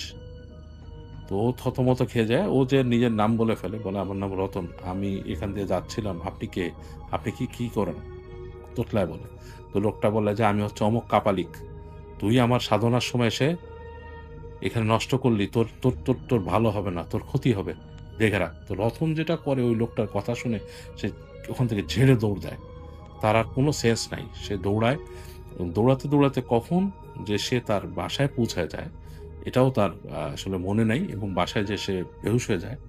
তার বাসার মানুষজন তাকে গোসল করায়, তাদের তখন কুয়া ছিল, কুয়া থেকে পানি তুলে গোসল করায়, এবং রাতের বেলা প্রচণ্ড আকাশ পাতাল জ্বর নিয়ে সে ওখানে থাকে, এবং তার কিছু খেয়ালই নেই আসলে গত আগামী 2-3 দিন, মানে পরবর্তী 2-3 দিন তার কিছুই খেয়াল নেই। সে গিয়েছিল তো তার এক চাচাকে ট্রিটমেন্ট করাতে, বাট সেটা তো সে করাতে পারলই না, বাট তার কিছুই খেয়াল নেই। তো যেটা হয় পরবর্তীতে, রতনের যখন হুঁশ ফেরে, সে খুব একটু অতি মানে অপ্রকৃতস্থ একজন মানুষে পরিণত হয়। সে প্রায় নাকি দেখতো সেই আপনার এই কাপালিক টাইপের একটা চেহারা, তার উঠানে বসে আছে, সন্ধ্যা হলে বিশেষ করে সেগুলো দেখতো। এবং সে রতনের যে পরবর্তীতে যেটা হয় যে তার কলেজে বা ইউনিভার্সিটিতে পড়ার কথা আর কি, তার অ্যাডমিশন নেওয়ার কথা কলেজে, সেটাও সে নিতে পারেনি এই অসুস্থতার কারণে, এবং বেশ দিনে দিনে অবনতি ঘটতে থাকে তার। তো তার বাবা ডাক্তার দেখায় তাকে, ডাক্তার বুঝায় তার বাবাকে যে বলে আপনার ছেলে হয়তো মেন্টালি খুব একটা শকড হয়েছিল, এটা খুবই স্বাভাবিক ঘটনা, কাপালিকরা থাকেই এরকম। তো সেখান থেকে হয়তো তার মনে গেঁথে গেছে। কিন্তু রতনের যেটা হতো, সে প্রায় সে কাপালিককে দেখতো, যে তার বাসার আশেপাশে সে বসে আছে, দেখতো দূর থেকে তাকে দেখছে, উঠানে বসে আছে, এই ধরনের জিনিস। তো পরবর্তীতে রতনের বাবা যেটা করে, একজন আলেমের সাথে উনি খোঁজখবর নেন, এবং তাকে কথা বলেন যে আমার ছেলেটাকে একটু ব্যাপারটা দোয়া করে দেন। তো আলেম বলেন যে আমি ঠিক আছে, আমি দেখছি। তো এই আলেম একদিন তাদের বাসায় আসেন, এসে রতনকে যখন দেখেন, রতন আলেমকে দেখেই প্রচণ্ডভাবে কান্নাকাটি শুরু করে, এবং তখন আলেম তাকে বলে যে তুমি কি ব্যাপার, তুমি কেন কাঁদছো কেন? শুধু রতনের বাবা সামনে ছিল। বলে যে আমি কাঁদছি যে এইখানে আপনি আসার একটু আগেও ওই কাপালিক এখানে দাঁড়ায় ছিল, আপনাকে দেখে এখান থেকে চলে গেছে। তো আলেম সব শুনেন, শোনার পরে রতনকে বলে যে আমি তোমাকে দিচ্ছি, তোমাকে দোয়া দিচ্ছি, ঝাড়ছি। তো তাকে নিয়ে বেশ উনি আলেমটা তাকে দোয়া পড়ে দেন, ঝেড়ে দেন। এবং ঝেড়ে দেন মানে ঝাড়ফুঁক যেটা করেন, ঝাড়ফুঁক বলতে হচ্ছে যে আসলে সঠিকভাবে যারা আলেম আছে তারা ঝাড়ফুঁক না, তারা বিভিন্ন কোরআনের বিভিন্ন আয়াত তেলাওয়াত করে মানুষকে চিকিৎসা করেন। তো ওই কাজটাই উনি করেন, তাকে তেলাওয়াত করে চিকিৎসা করেন, এবং তাকে বিভিন্ন রকমের দোয়া পড়ে ফু দেন, এবং আলেম একটা পানি তাকে খেতে দেয়, বলে এই পানিটা খাবা তাহলে তুমি ভয় পাবা না। আর তার বাবাকে বলে যে প্রতিদিন আপনি এই পানি এই সকাল সন্ধ্যা আর কি এই পানিটা বাসার মধ্যে ছিটাবেন। আর ছেলেকে বলে যে, ওকে বলে যে তুমি তো মনে হয় আহ, মানে কোনো নামাজ কালামের মধ্যে খুব একটা তুমি ইনভলভ না।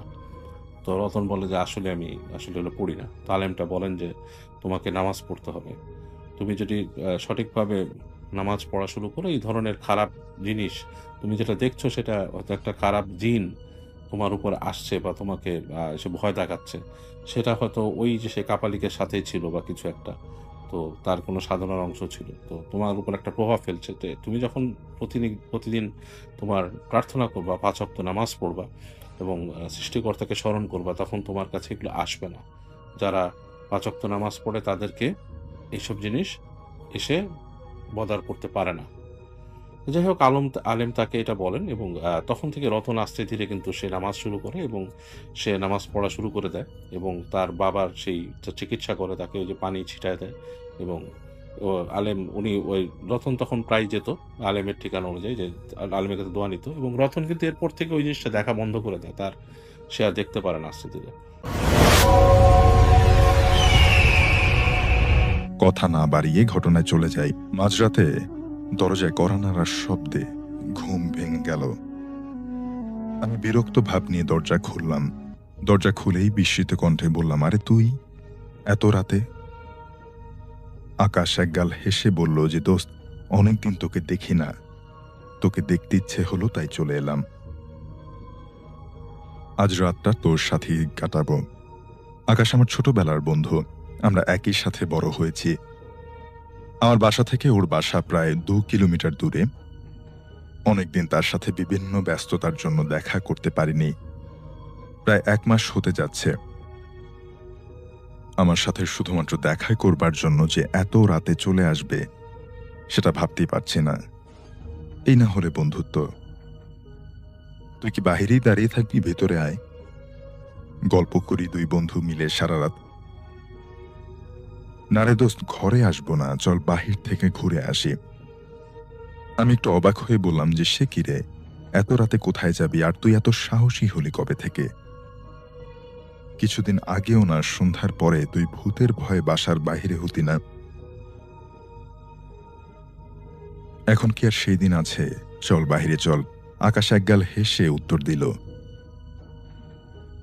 আকাশে কি সুন্দর চাঁদ উঠেছে, তাই না রে আকাশ? আচ্ছা, তোর কি হয়েছে বলতো? আসবার পর থেকে এমন চুপচাপ কেন? আকাশ মৃদু হেসে বলল যে, না, এমনিতেই। এখন থেকে ভাবছি একাই থাকবো।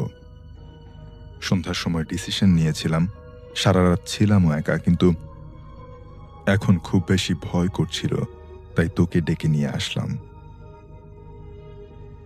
আমি আবারও অবাক হয়ে বললাম যে, একা ছিলি, ভয় করছিল, এগুলোর মানে কি? তুই সারা রাত কোথায় ছিলি? বাড়ির বাহিরে? কেন, বাসা থেকে কি তোকে বের করে দিয়েছে? ও বলল যে, না রে, বাহির করে নাই। আর বাহিরে বের করবে কেন? আমি নিজেই বের হয়ে এসছি। আমি বললাম যে, কেন? আকাশ আমার হাত ধরে বলল যে, দোস্ত, আমার বাসায় একটু যাবি? আম্মু আমার জন্য খুব কাঁদছে। আম্মুকে একটু বলে দিয়ে আসবি আমি ভালো আছি, খুব ভালো আছি। আমার জন্য যেন কান্নাকাটি না করে। আমি অবাক হয়ে বললাম, আমি তোর কথাবার্তা কিছুই বুঝতে পারছি না, কি সব বলছিস? বাসা থেকে কেন বের হয়ে এসছিস? কি হয়েছে? চল তোকে বাসায় দিয়ে আসি। না রে দোস্ত, আজকে আর বাসায় যাব না, পরে আরেকদিন বাসায় যাব। তুই একটু যাবি দোস্ত, আম্মু খুব কান্নাকাটি করছে। এই বলেই আকাশ আমাকে জড়িয়ে ধরে কাঁদা শুরু করলো। এখন রাত 3:30 বাজে। আমি আকাশের বাসার সামনে দাঁড়িয়ে আছি। আকাশকে কিছুতেই আনা যায়নি। ওকে বলেছিলাম যে, তুই গিয়ে আমার রুমে বস, আমি খালাম্মাকে বলে দিয়ে আসছি তুই আমার কাছে আছিস এবং ভালো আছিস। সে তাও করে নাই, রাস্তায় দাঁড়িয়ে আছে। আমি খালাম্মার সাথে কথা বলে বাহির হবার পর নাকি আমার সাথে আমার বাসায় যাবে। কি ঘটছে কিছুই বুঝতে পারছি না। আকাশের কান্নার জন্য বাধ্য হয়ে এত রাতে আকাশের বাসায় আমার আসতে হয়েছে। আমি নিথর পাথর হয়ে দাঁড়িয়ে আছি। খালাম্মা আমাকে জড়িয়ে ধরে অঝোর ধারায় কান্না করছেন।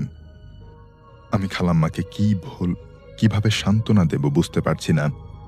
আমার কাছে সবকিছু এলোমেলো হচ্ছে। পুরো বাড়ি জুড়ে কান্নার শব্দ ভেসে আসছে। বাড়িতে অনেক মানুষ।